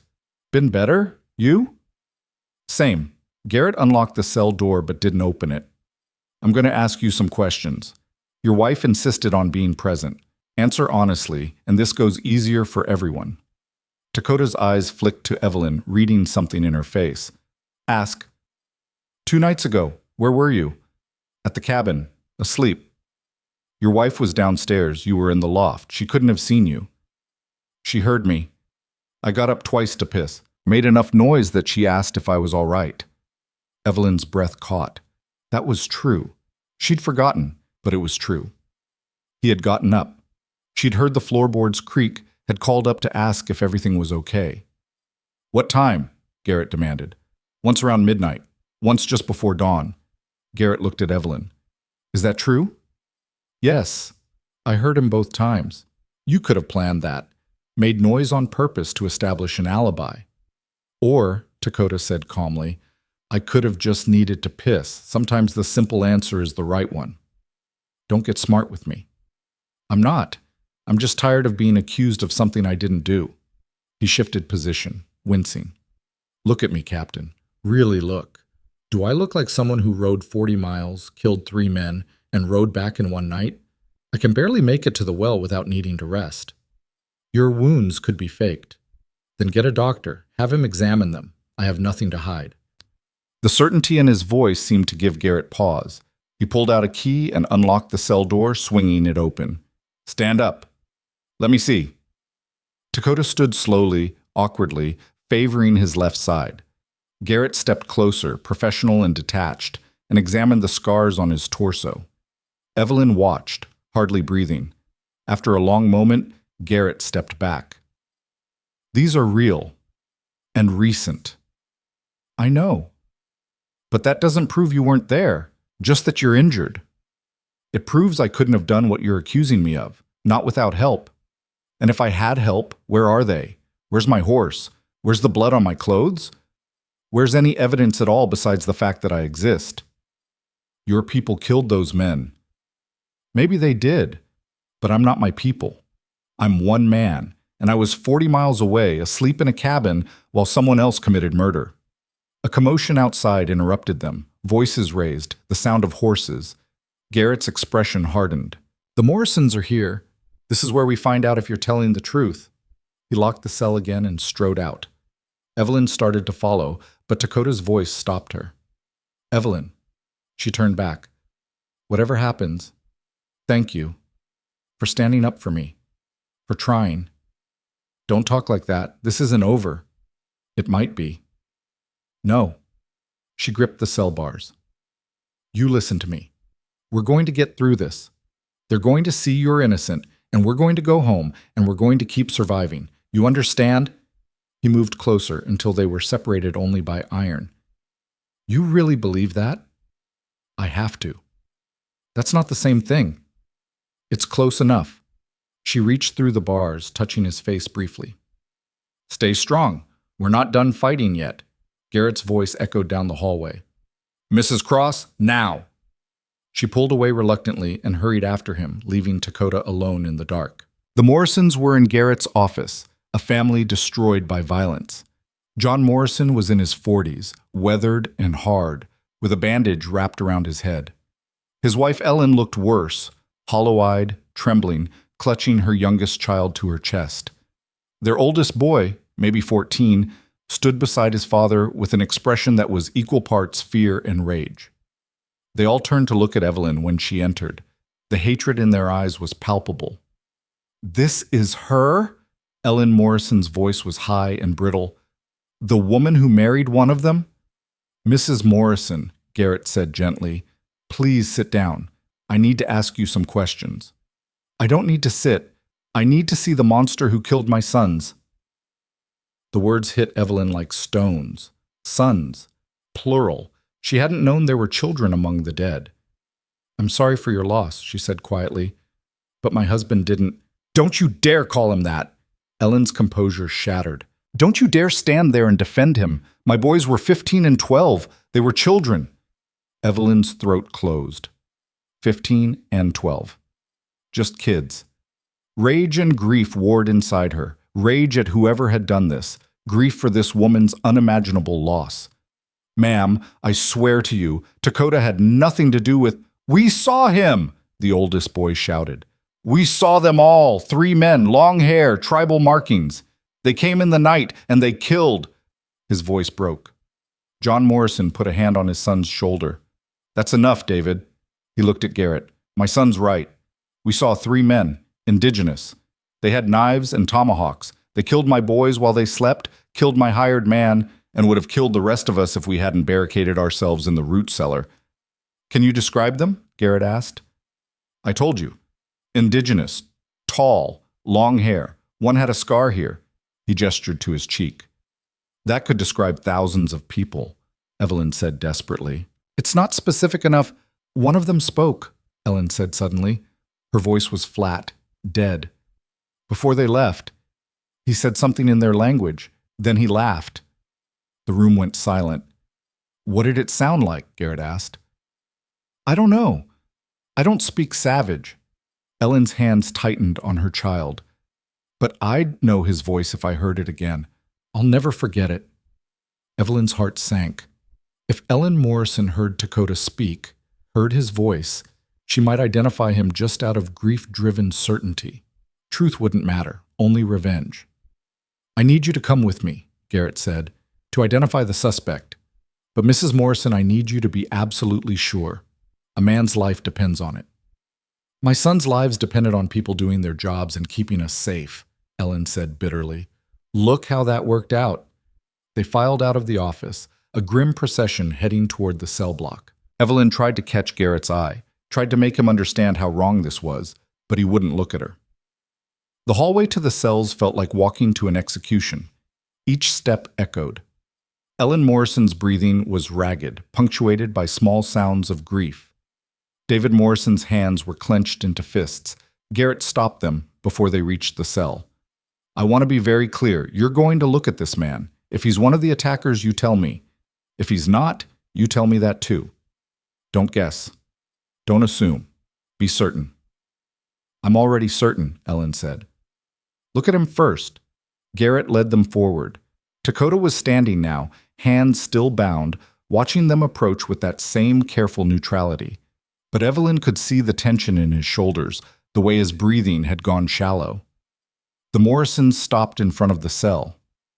Ellen Morrison stared at Dakota for a long moment. Her face was a mask of grief and rage. Evelyn held her breath, waiting for the condemnation, the false identification, the end of everything. Then Ellen's face crumpled. I don't know. I can't tell. They all look the same to me. David pushed forward. That's him. I'm sure of it. He's one of them. Are you? Garrett's voice was sharp. Or do you just want him to be? I'm sure. You're angry, grief-stricken. I understand, but I need certainty, not emotion. I am certain. John Morrison pulled his son back. David, stop. He looked at Dakota carefully, professionally, the way a man looks at livestock he's considering buying. I don't know. Maybe. The height's right, the build. But his face, he shook his head. It was dark. They moved fast. I can't swear it was him. But you can't swear it wasn't, Hammond said from behind them. Evelyn hadn't heard him arrive, but there he was, filling the hallway with his bulk and his hatred. That's not how this works, Garrett said. We don't hang people on maybe. We do when they're guilty anyway. Look at him. He's one of them. That's enough. No, it's not. Captain, I said no. Garrett's voice cracked like a whip. We have no positive identification, no physical evidence. just suspicion and prejudice. That's not enough to execute a man." "It should be," Hammond muttered. Ellen Morrison spoke up, her voice hollow. "Make him talk. Let me hear his voice." Everyone turned to look at her. She was staring at Dakota with an intensity that was frightening. "Mrs. Morrison," Garrett began. "Make him talk. I'll know if it's him. I'll know." Garrett looked at Dakota. "Say something." Dakota met Ellen's eyes directly. When he spoke, his voice was gentle, almost kind. "I'm sorry for your loss, ma'am. I truly am. But I wasn't there. I didn't kill your children, and I hope you find the ones who did." Ellen listened, her whole body rigid with attention. The silence stretched, unbearable. Then she closed her eyes. "That's not the voice. It's not him." "Ellen," John said carefully, "it's not him." She opened her eyes, tears streaming down her face. "The man who killed our boys laughed. He had a high voice, cruel. This man—" She looked at Dakota. "His voice is deeper, softer. It's not the same." David started to protest, but his father shook his head. "Your mother's right. I heard it too. That's not the same voice." Hammond exploded. "You're letting him go? After everything? After what they've done?" "They haven't done anything," Evelyn said, her voice shaking with relief and rage. "You have no proof, no identification, nothing. We have enough." "You have prejudice," Garrett said coldly, "and that's not evidence. Mrs. Morrison, Mr. Morrison, thank you for coming. I'm sorry you made the trip for nothing." "It's not for nothing if it saves an innocent man from hanging," John said quietly. He looked at Dakota one more time. "I hope you're telling the truth." "I am." The Morrisons filed out, Ellen leaning heavily on her husband, David casting one last furious look back. Hammond followed, his face purple with rage, already shouting about injustice and coddling savages. When they were gone, the hallway fell silent except for the sound of Evelyn's ragged breathing. She looked at Garrett, then at Dakota, then back at Garrett. "Let him go." Garrett pulled out his keys. "I'm releasing him into your custody, Mrs. Cross. But understand this. If there's even a hint that he's involved in anything like this again, I won't wait for identification. I'll hang him myself." "There won't be," Evelyn promised. He unlocked the cell and cut the ropes binding Dakota's hands. "Get out of here, both of you, and stay out of trouble." They didn't need to be told twice. The ride home was surreal. Neither of them spoke, both too wrung out for words. The sun was setting by the time they reached the cabin, painting the sky in shades of orange and red that looked like fire. Evelyn dismounted, her legs shaking with exhaustion and delayed terror. Dakota followed, moving stiffly. They stood in the yard, two people who'd just survived something that should have killed them. "That was close," Dakota said finally. "Too close."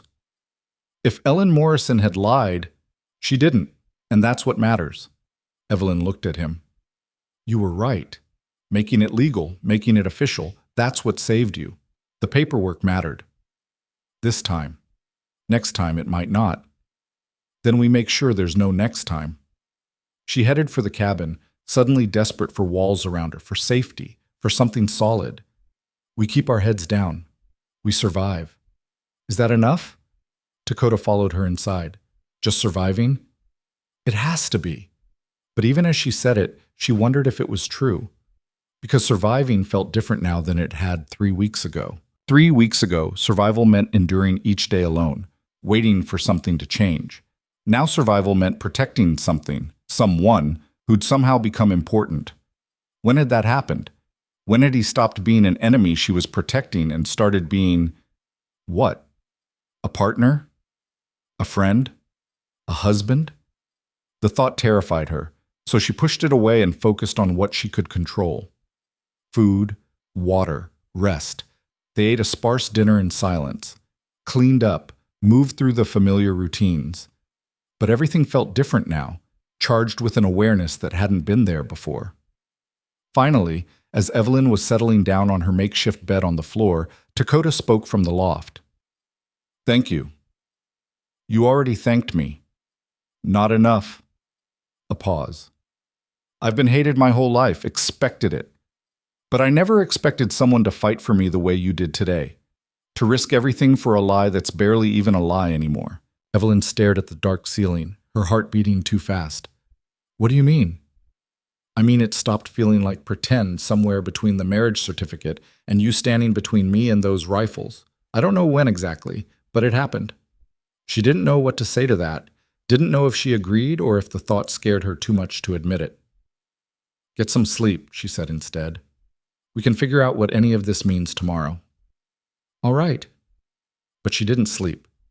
She lay awake in the darkness, listening to him breathe, thinking about marriage certificates and rifle barrels, and the way his voice had sounded when he thanked her. Thinking about how she'd touched his face through the cell bars and how natural it had felt. Thinking about how much harder it was going to be to keep pretending this was just survival when it was starting to feel like something else entirely. Outside, a coyote howled. The night pressed in. And Evelyn Cross lay awake wondering if she'd saved Dakota's life today, or if he'd somehow saved hers instead. The uneasy peace lasted exactly 11 days. Evelyn counted them, each one a small victory against the certainty that everything would fall apart again. They fell into rhythms that felt almost normal, checking snares at dawn, hauling water, mending fence posts damaged in the attacks. Dakota's wounds healed enough that he could work without wincing every few minutes. They spoke less about what had happened at the outpost and more about practical things. Where to set the next trap. Whether the chickens needed more feed, how to patch the bullet holes in the cabin wall. But underneath the ordinary tasks, something had shifted. The space between them felt different now, charged with an awareness neither of them acknowledged out loud. Sometimes their hands would brush reaching for the same tool, and they'd both pull back too quickly. Sometimes she'd catch him watching her with an expression she couldn't read. Sometimes she'd realize she was doing the same thing. It was on the 11th night that everything changed again. Evelyn was outside drawing water when she heard the horse. Just one, coming fast from the east. Her hand went to the rifle she now kept within arm's reach at all times, but she recognized the rider before he got close enough to be a threat. It was Jake Miller, the younger of the two brothers who'd come with Hammond that first day. The one who'd said shooting her wasn't right. He pulled up hard, his horse lathered and blowing. His face was pale in the moonlight. "Mrs. Cross," he gasped. "You need to get inside. Lock your doors. Something's coming." Dakota appeared in the doorway, alerted by the commotion. "What's coming?" Jake's eyes flicked to him, then back to Evelyn. "War party. 20, maybe 30 warriors. They're moving south, burning homesteads. Killed the Johnsons, killed the Spencers. They're maybe 6 miles north and heading this way." Evelyn's blood went cold. Margaret Spencer, Jim Spencer, those 3 children. "You're sure?" "I saw the smoke myself. Got close enough to see bodies," his voice cracked. "They're not taking prisoners this time. They're just killing everyone." "Why are you warning us?" Dakota asked quietly. Jake met his eyes. "Because nobody deserves what I saw back there. Not even—" He trailed off, but the implication was clear. "Not even you." "How long do we have?" Evelyn asked. "Hour, maybe 2 if they stop to burn the Morrison place, but they're moving fast." Dakota stepped forward. "Who's leading them?" "I don't know. Someone new, someone angry." Jake gathered his reins. "I need to warn the others. Get to the outpost if you can. It's the only place that might hold." He rode off before they could respond, disappearing into the darkness. Evelyn and Dakota stood in the yard, the weight of his warning settling over them like ash. "We should go," Evelyn said. "Pack what we can and ride for the outpost." "We won't make it. Not if they're that close." "Then what do we do? Stay here and wait to die?" Dakota was quiet for a moment, staring north into the darkness. When he spoke, his voice was carefully controlled. "I know who's leading them." "What?" "The new leader, the angry one. That's Chayton, my sister's husband." He turned to look at her. "He thinks I'm dead. The soldiers who attacked us, they told everyone I didn't survive. My own people think I'm gone." Evelyn felt pieces clicking together in her mind, none of them good. "Your sister?" "Adsila. She's fierce, protective. If Chayton told her I was killed by settlers, if he used my death to rally support for revenge." He closed his eyes briefly. "This is about me. I'm the reason they're burning everything. You don't know that. Yes, I do. Chayton never wanted peace. He's been pushing for war for years. My death would be the perfect excuse." He opened his eyes, and in them she saw a terrible resolve forming. I have to stop this. How? You can't fight 30 warriors alone. You'll get yourself killed. Better me than everyone else. No. Evelyn grabbed his arm. We find another way. We warn Garrett. There's no time. By the time we reach the outpost, they'll have burned through 3 more homesteads. More families like the Spencers. More children. The image of Margaret Spencer's kids flashed through Evelyn's mind. Those wide, curious eyes. Then we both go. We both try to stop them. Evelyn, don't argue. You're my husband, remember? Where you go, I go. He stared at her. This isn't pretend anymore, is it? I don't know what it is, but I'm not letting you ride into that alone. For a moment she thought he'd argue. Then he nodded once, sharp and decisive. All right, but we do this my way. You follow my lead, you don't take unnecessary risks, and if I tell you to run, you run. Understood? Understood. They packed fast, weapons, water, bandages. Dakota changed into clothes that were more his than Thomas's, dark and practical, his hair loose. He looked dangerous again, the way he had that first day under the mesquite tree. But this time, Evelyn wasn't afraid of him. She was afraid for him. They rode north under a sky choked with stars, following the smell of smoke. It grew stronger as they got closer, acrid and wrong. Evelyn had smelled burning buildings before, the aftermath of raids, accidental fires. This was different. This was deliberate destruction, systematic and cruel. They found the first bodies at the Johnson homestead. Evelyn had to turn away. The old couple who'd cursed her in their yard, who'd lost their son to violence, had been given no mercy. They lay in the dirt like broken dolls, the cabin behind them reduced to glowing embers. Dakota dismounted and moved through the scene with professional detachment, reading signs Evelyn couldn't see. They were here less than an hour ago, moving fast, not stopping to loot. He straightened. This is revenge, not raiding. Chayton wants blood. How do we stop him? I show him I'm alive. I prove that the reason he's doing this doesn't exist. And if he doesn't care?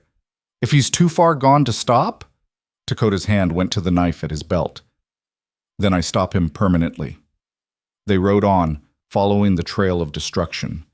The Spencer homestead was worse. The house had burned completely, the barn collapsed.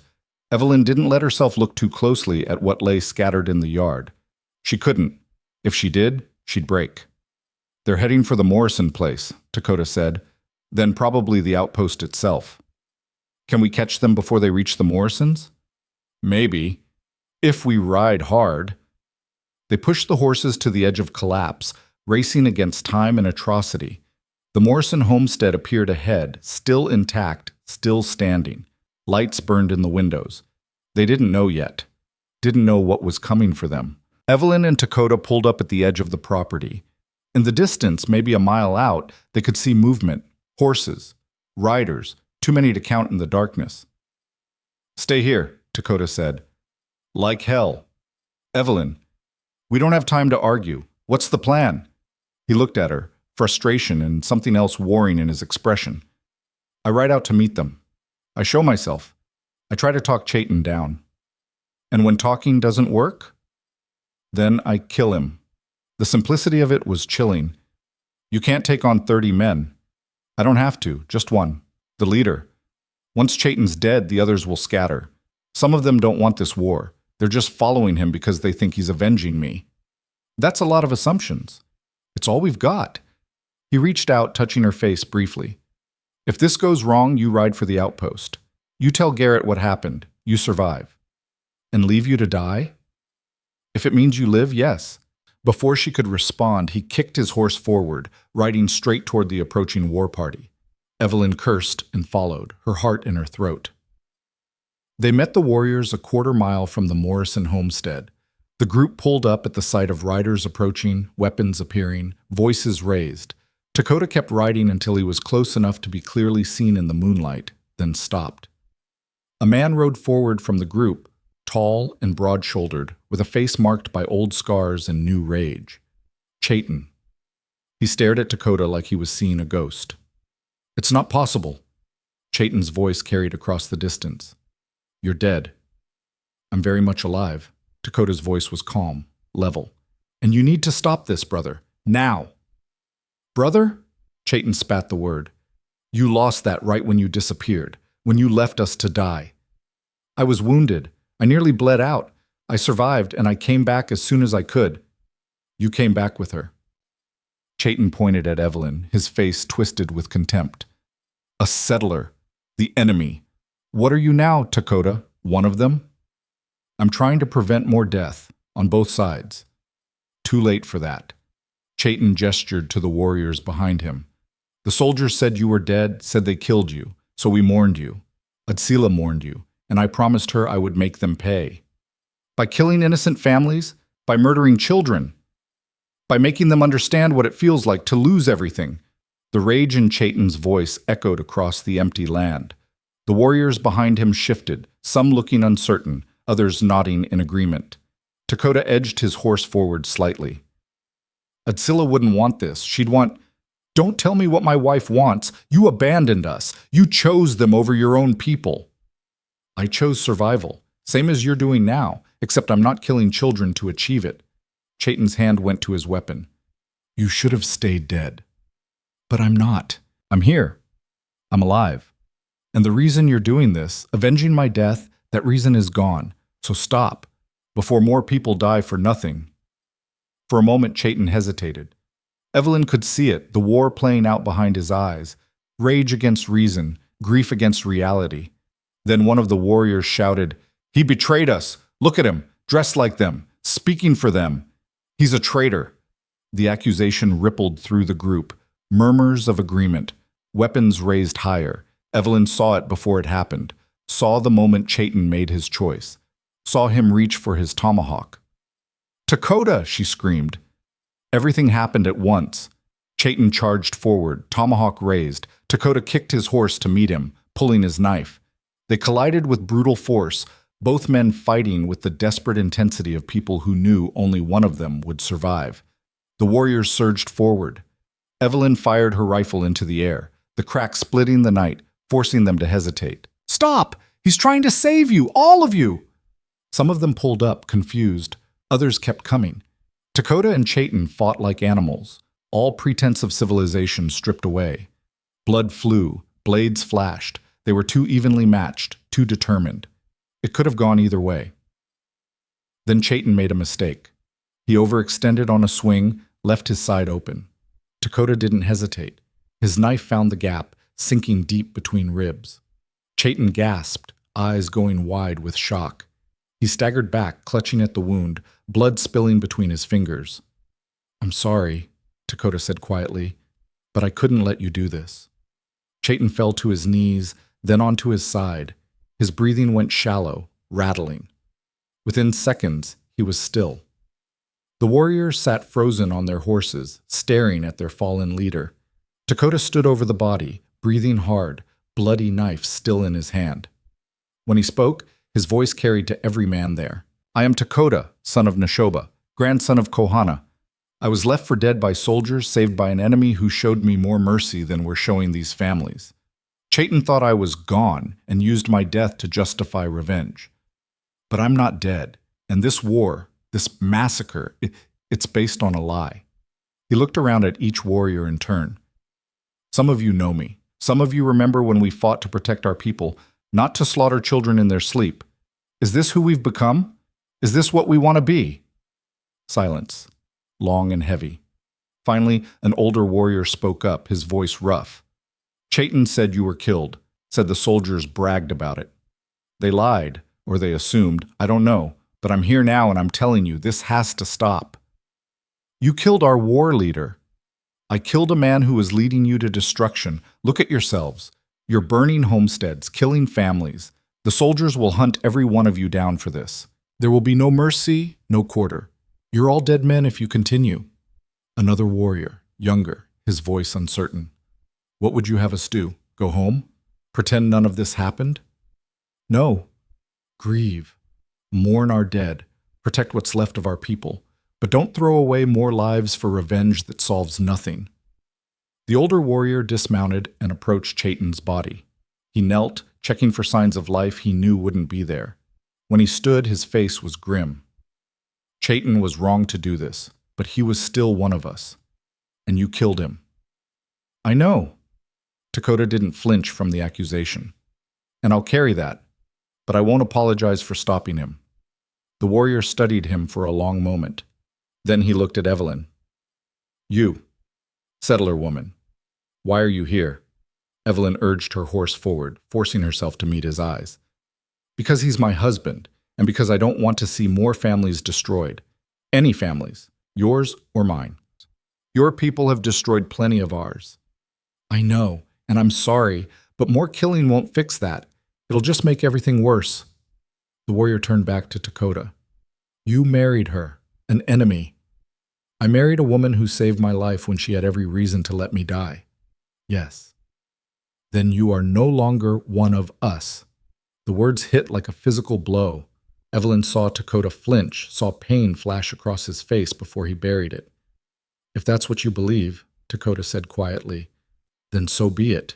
But you're still my people, still my blood, and I won't let you destroy yourselves, even if you hate me for it. The older warrior mounted his horse. We're leaving, taking Chayton home, burying him with honor he probably doesn't deserve. He looked at the other warriors. Anyone who wants to continue this, speak now. No one spoke. Then it's done. We go home. And we don't come back. He fixed Dakota with a hard stare. You made your choice. Live with it. But don't come back either. You're dead to us now. They gathered Chayton's body and rode off into the darkness, leaving Evelyn and Dakota alone with the weight of what had just happened. For a long moment, neither of them moved. Then Dakota dismounted and walked a few paces away, his back to her. His shoulders were rigid, his breathing controlled but uneven. Evelyn got down from her horse and approached carefully. Dakota, I killed him. His voice was hollow. Adsila's husband, my sister's happiness, I killed it with my own hands. You saved lives, dozens of them, by taking one that mattered to people I love. He turned to face her, and in the moonlight she could see tears on his face. She'll never forgive me. My own sister will hate me for this. You don't know that. Yes, I do. And even if I could explain, even if I could make her understand, it won't matter. I'm dead to them now, dead to my people. I have nothing left. That's not true, isn't it? I just killed the last connection I had to who I was. Everything I knew, everyone I loved, gone. And for what? To save people who still hate me? To protect settlers who'll never accept me? Evelyn grabbed his arms, forcing him to look at her. You did it because it was right. Because you're better than revenge and rage. Because you're the kind of man who stops massacres even when it costs him everything. And what do I have to show for it? Me. The word came out fierce, certain. You have me. This homestead. A future that's not built on blood and hatred. It's not nothing, Dakota. It's not nothing. He stared at her, searching her face for something. Do you mean that? Yes, every word. His hands came up to frame her face, tentative and careful.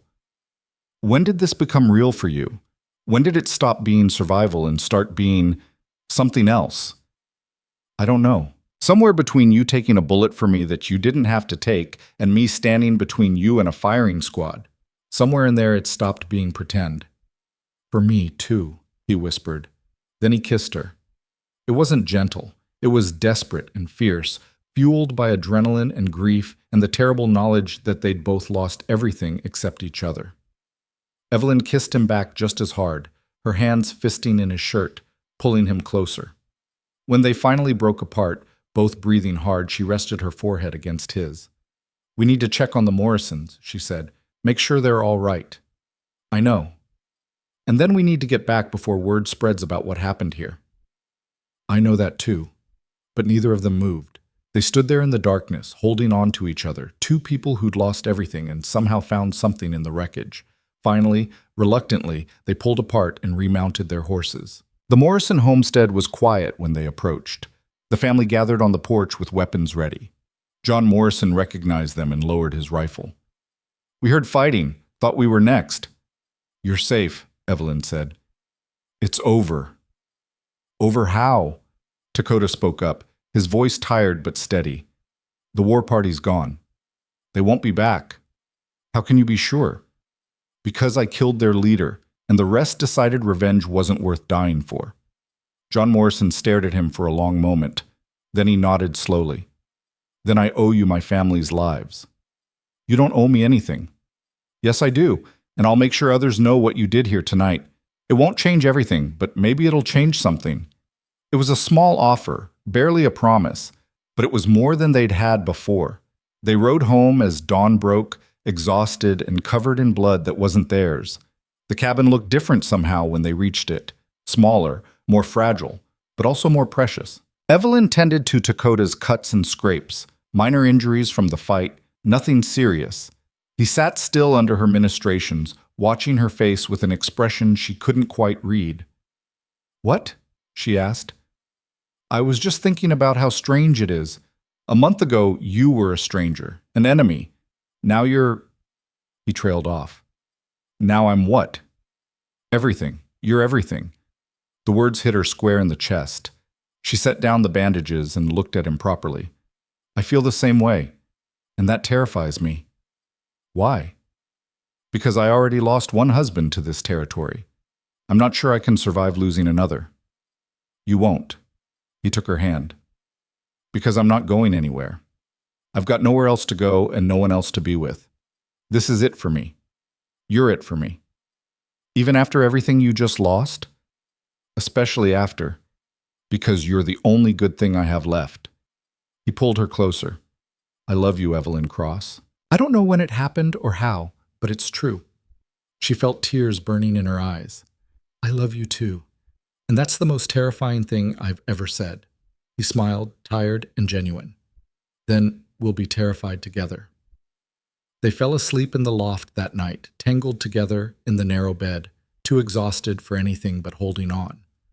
Outside, the Arizona night pressed close, full of dangers they couldn't control.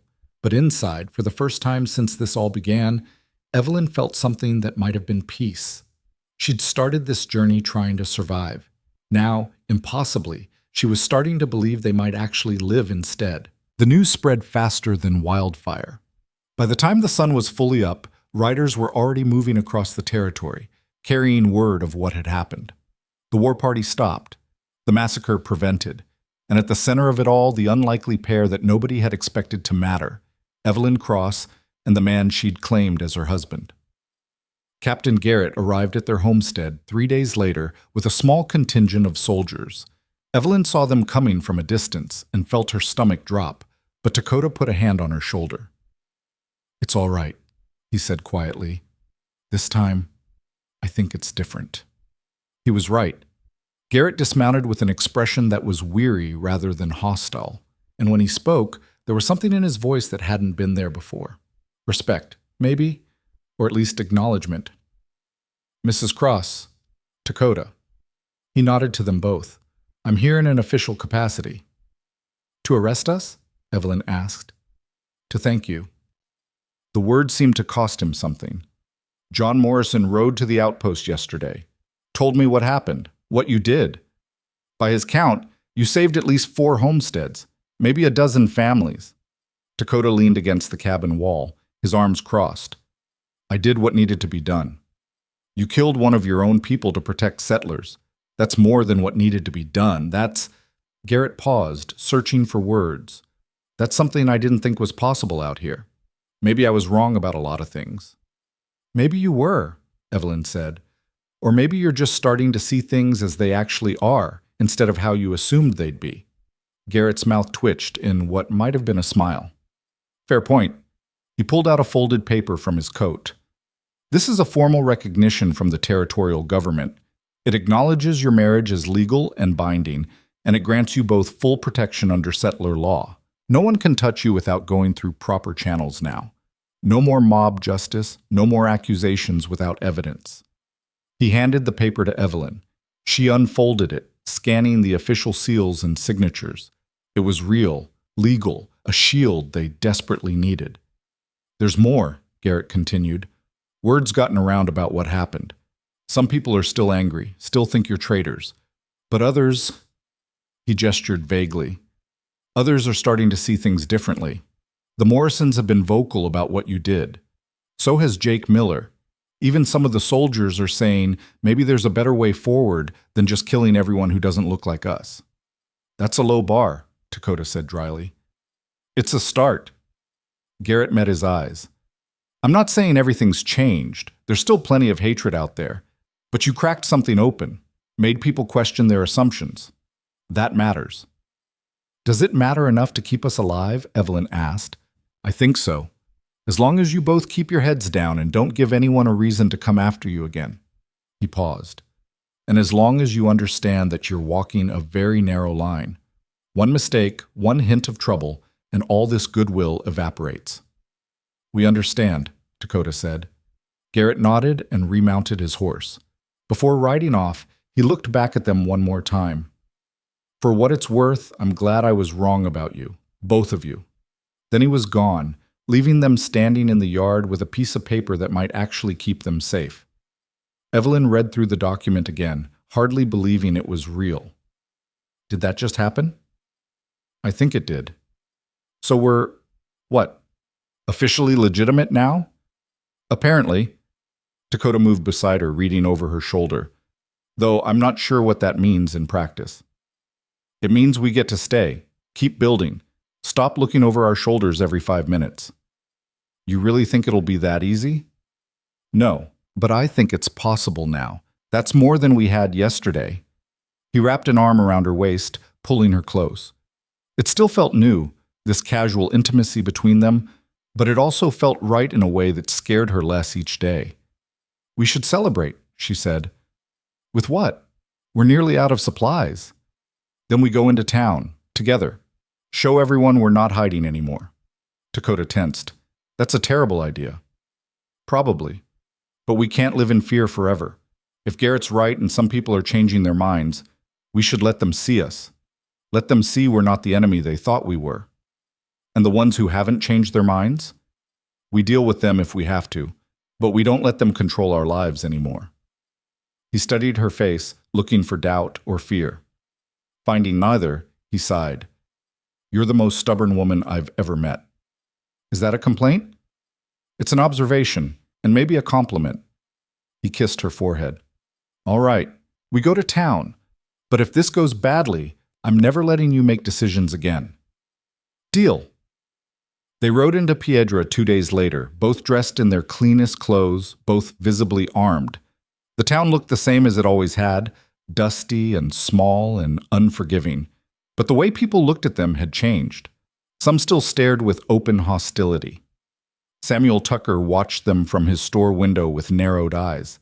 A group of men outside the saloon muttered among themselves, hands drifting toward weapons.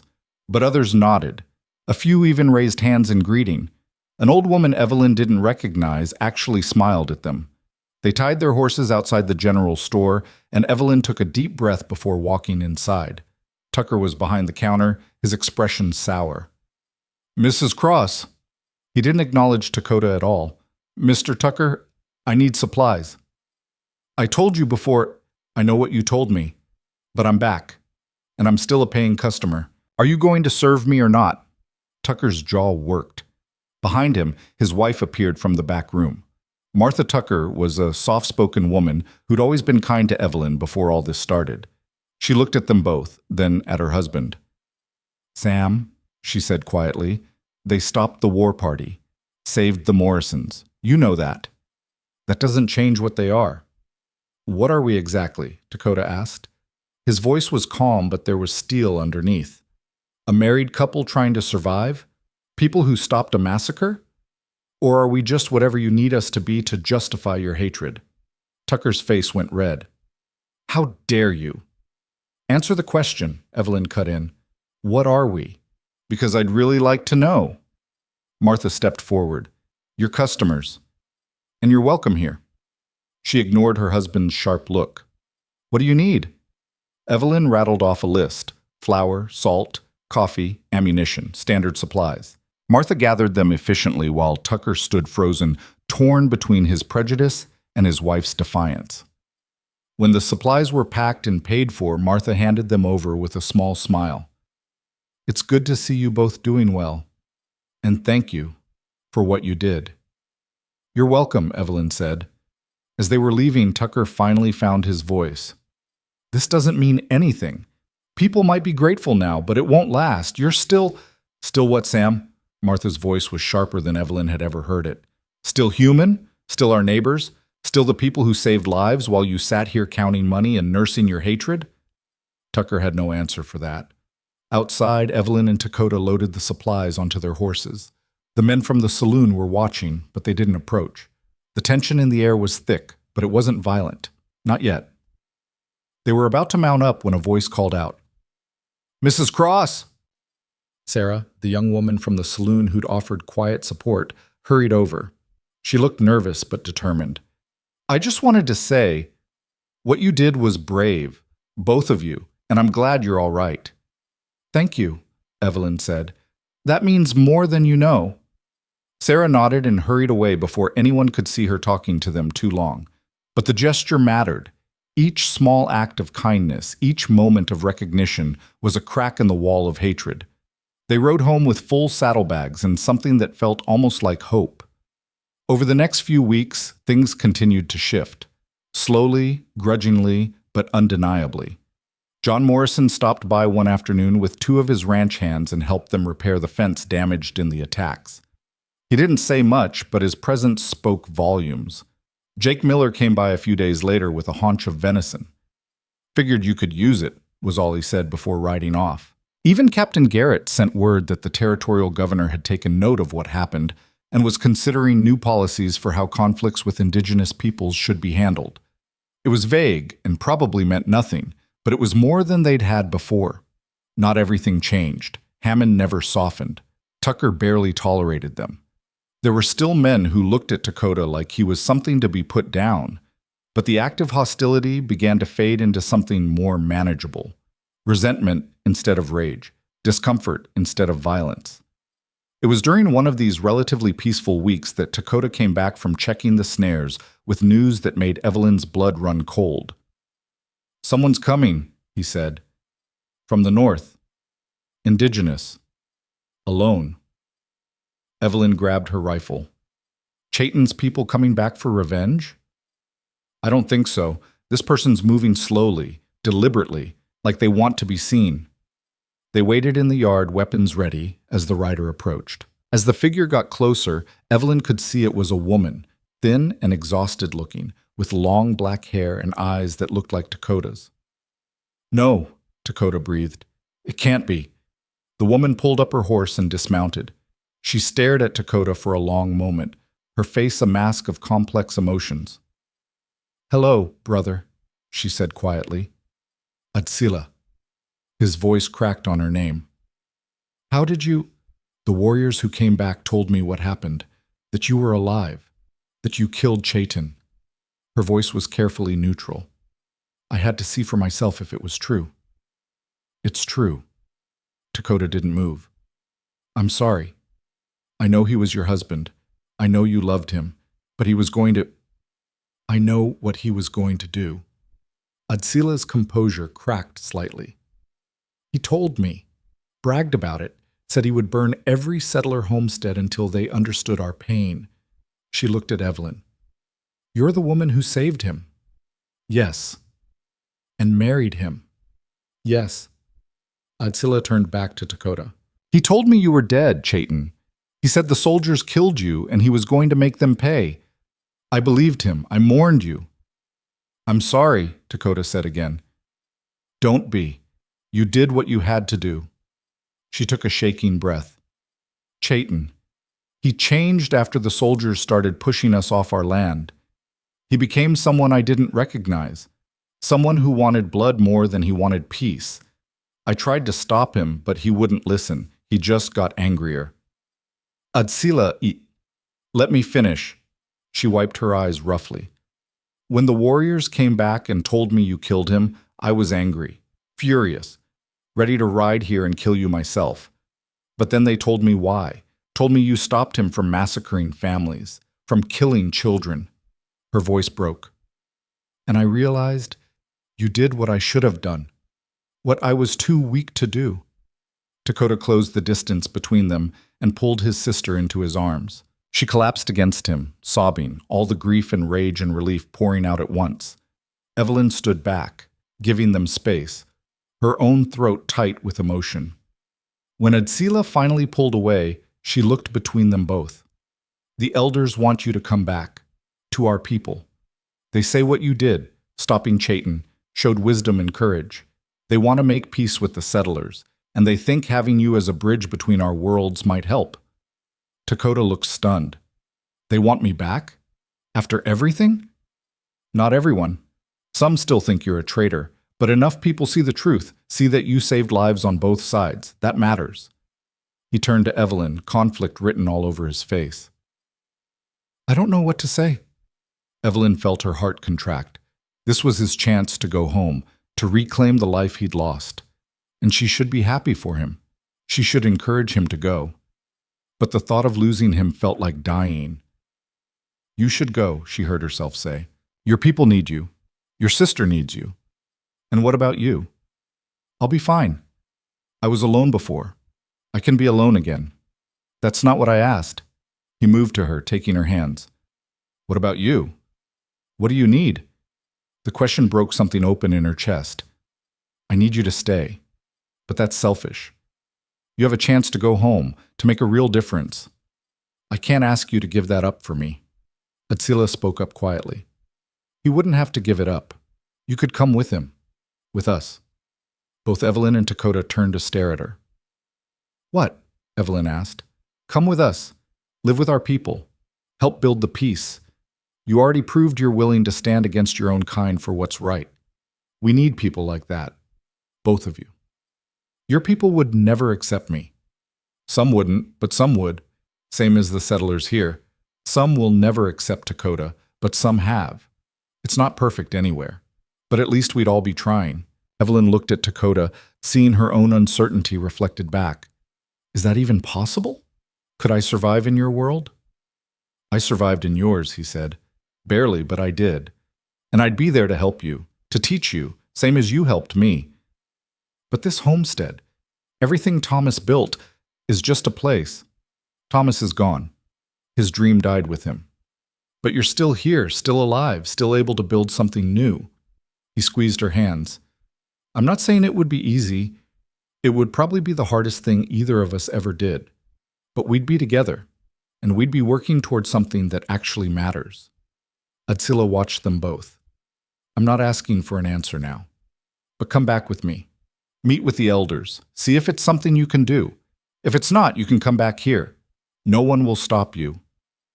Evelyn thought about the cabin, the land, the life she'd been clinging to out of stubbornness and grief. Then she thought about Dakota, about the future they could build together if they were brave enough to try. All right, she said finally.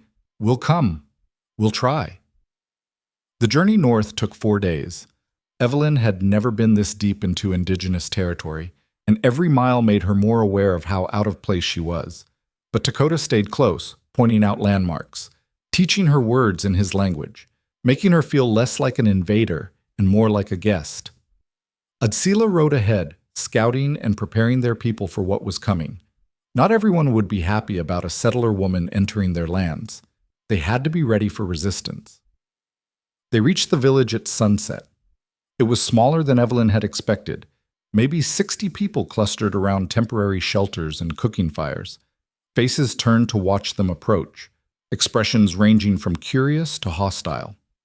An old woman stepped forward, her face lined with age and authority. She looked at Evelyn for a long moment, then at Dakota. You brought her here. I did, Elder Kimmy. This is my wife, Evelyn. She saved my life. She fought beside me, and she wants to help build peace between our peoples. Does she? Kimmy's eyes were sharp, assessing. What makes you think you can help us, settler woman? Evelyn dismounted, forcing herself to stand tall despite her fear. I don't think I can. I don't know your ways, your language, your struggles, but I know mine. I know what settlers fear and why, and I know that communication is the first step to understanding. Maybe I can be that bridge, or maybe I'll fail, but I'm willing to try if you'll let me. Kimmy studied her in silence. Then she turned to Dakota. You killed Chaitin. I did. He was leading our young men to their deaths. You stopped him, saved them from themselves. She paused. But you also killed one of our own. That debt must be answered. Dakota's jaw tightened. What do you want from me? Service. You will work for peace. You will negotiate with the settlers, represent our interests, protect our people. You will give your life to this cause, because you took a life to achieve it. Do you accept these terms? I do. Kimmy nodded. Then she looked at Evelyn again. And you? If you stay, you will learn our ways. You will speak our language. You will stop being a settler and start being one of us. Can you do that? Could she? Evelyn didn't know, but she thought of the alternative, going back to that empty cabin, living alone with ghosts and regrets. And she thought of Dakota, of the life they could build together if they were brave enough. I can try, she said. That's all I can promise, but I'll try with everything I have. Kimmy's expression softened slightly. That's more honest than most. Very well. You may stay, but you earn your place here. Nothing is given freely. I wouldn't want it any other way. The first weeks were brutal. Evelyn struggled with the language, stumbled over customs she didn't understand, felt the weight of suspicious stares everywhere she went. Some people welcomed her cautiously. Others made it clear she'd never be accepted. But Dakota was there, patient and steady, teaching her and defending her and loving her through the hardest parts. And slowly, gradually, she began to find her footing. She learned to tan hides, to identify medicinal plants, to cook traditional foods. She learned songs and stories, history and grief. She learned the names of the dead and the weight of carrying that loss. And in return, she taught. She helped draft messages to the territorial government, explaining their needs and concerns in language that bureaucrats might actually understand. She negotiated with Captain Garrett for fair treatment and genuine protection. She became, slowly and imperfectly, a bridge between two worlds that desperately needed one. It wasn't perfect. There were setbacks and arguments and moments when she wanted to give up and go home. But then she'd remember she didn't have a home to go back to. This was home now. These people, this struggle, this man who'd somehow become her entire world. 6 months after they arrived, Evelyn discovered she was pregnant. The news hit her like a thunderbolt. She sat in the shelter she shared with Dakota, hand pressed to her still flat stomach, trying to process what it meant. A child.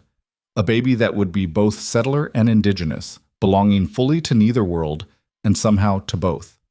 A living symbol of everything they were trying to build. When Dakota came home that evening, she told him immediately. His face went through a dozen emotions in as many seconds: shock, joy, fear, wonder. Are you sure?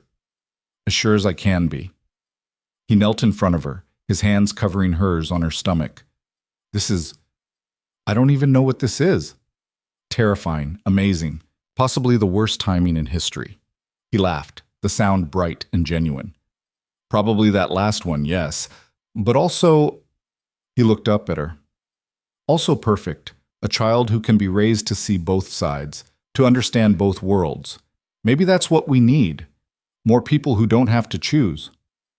Or maybe we're bringing a child into a world that won't accept them anywhere. Then we make a world that does. We keep fighting, keep building, until our child has a place to belong. He pressed his forehead to hers. We can do this. You're sure? No.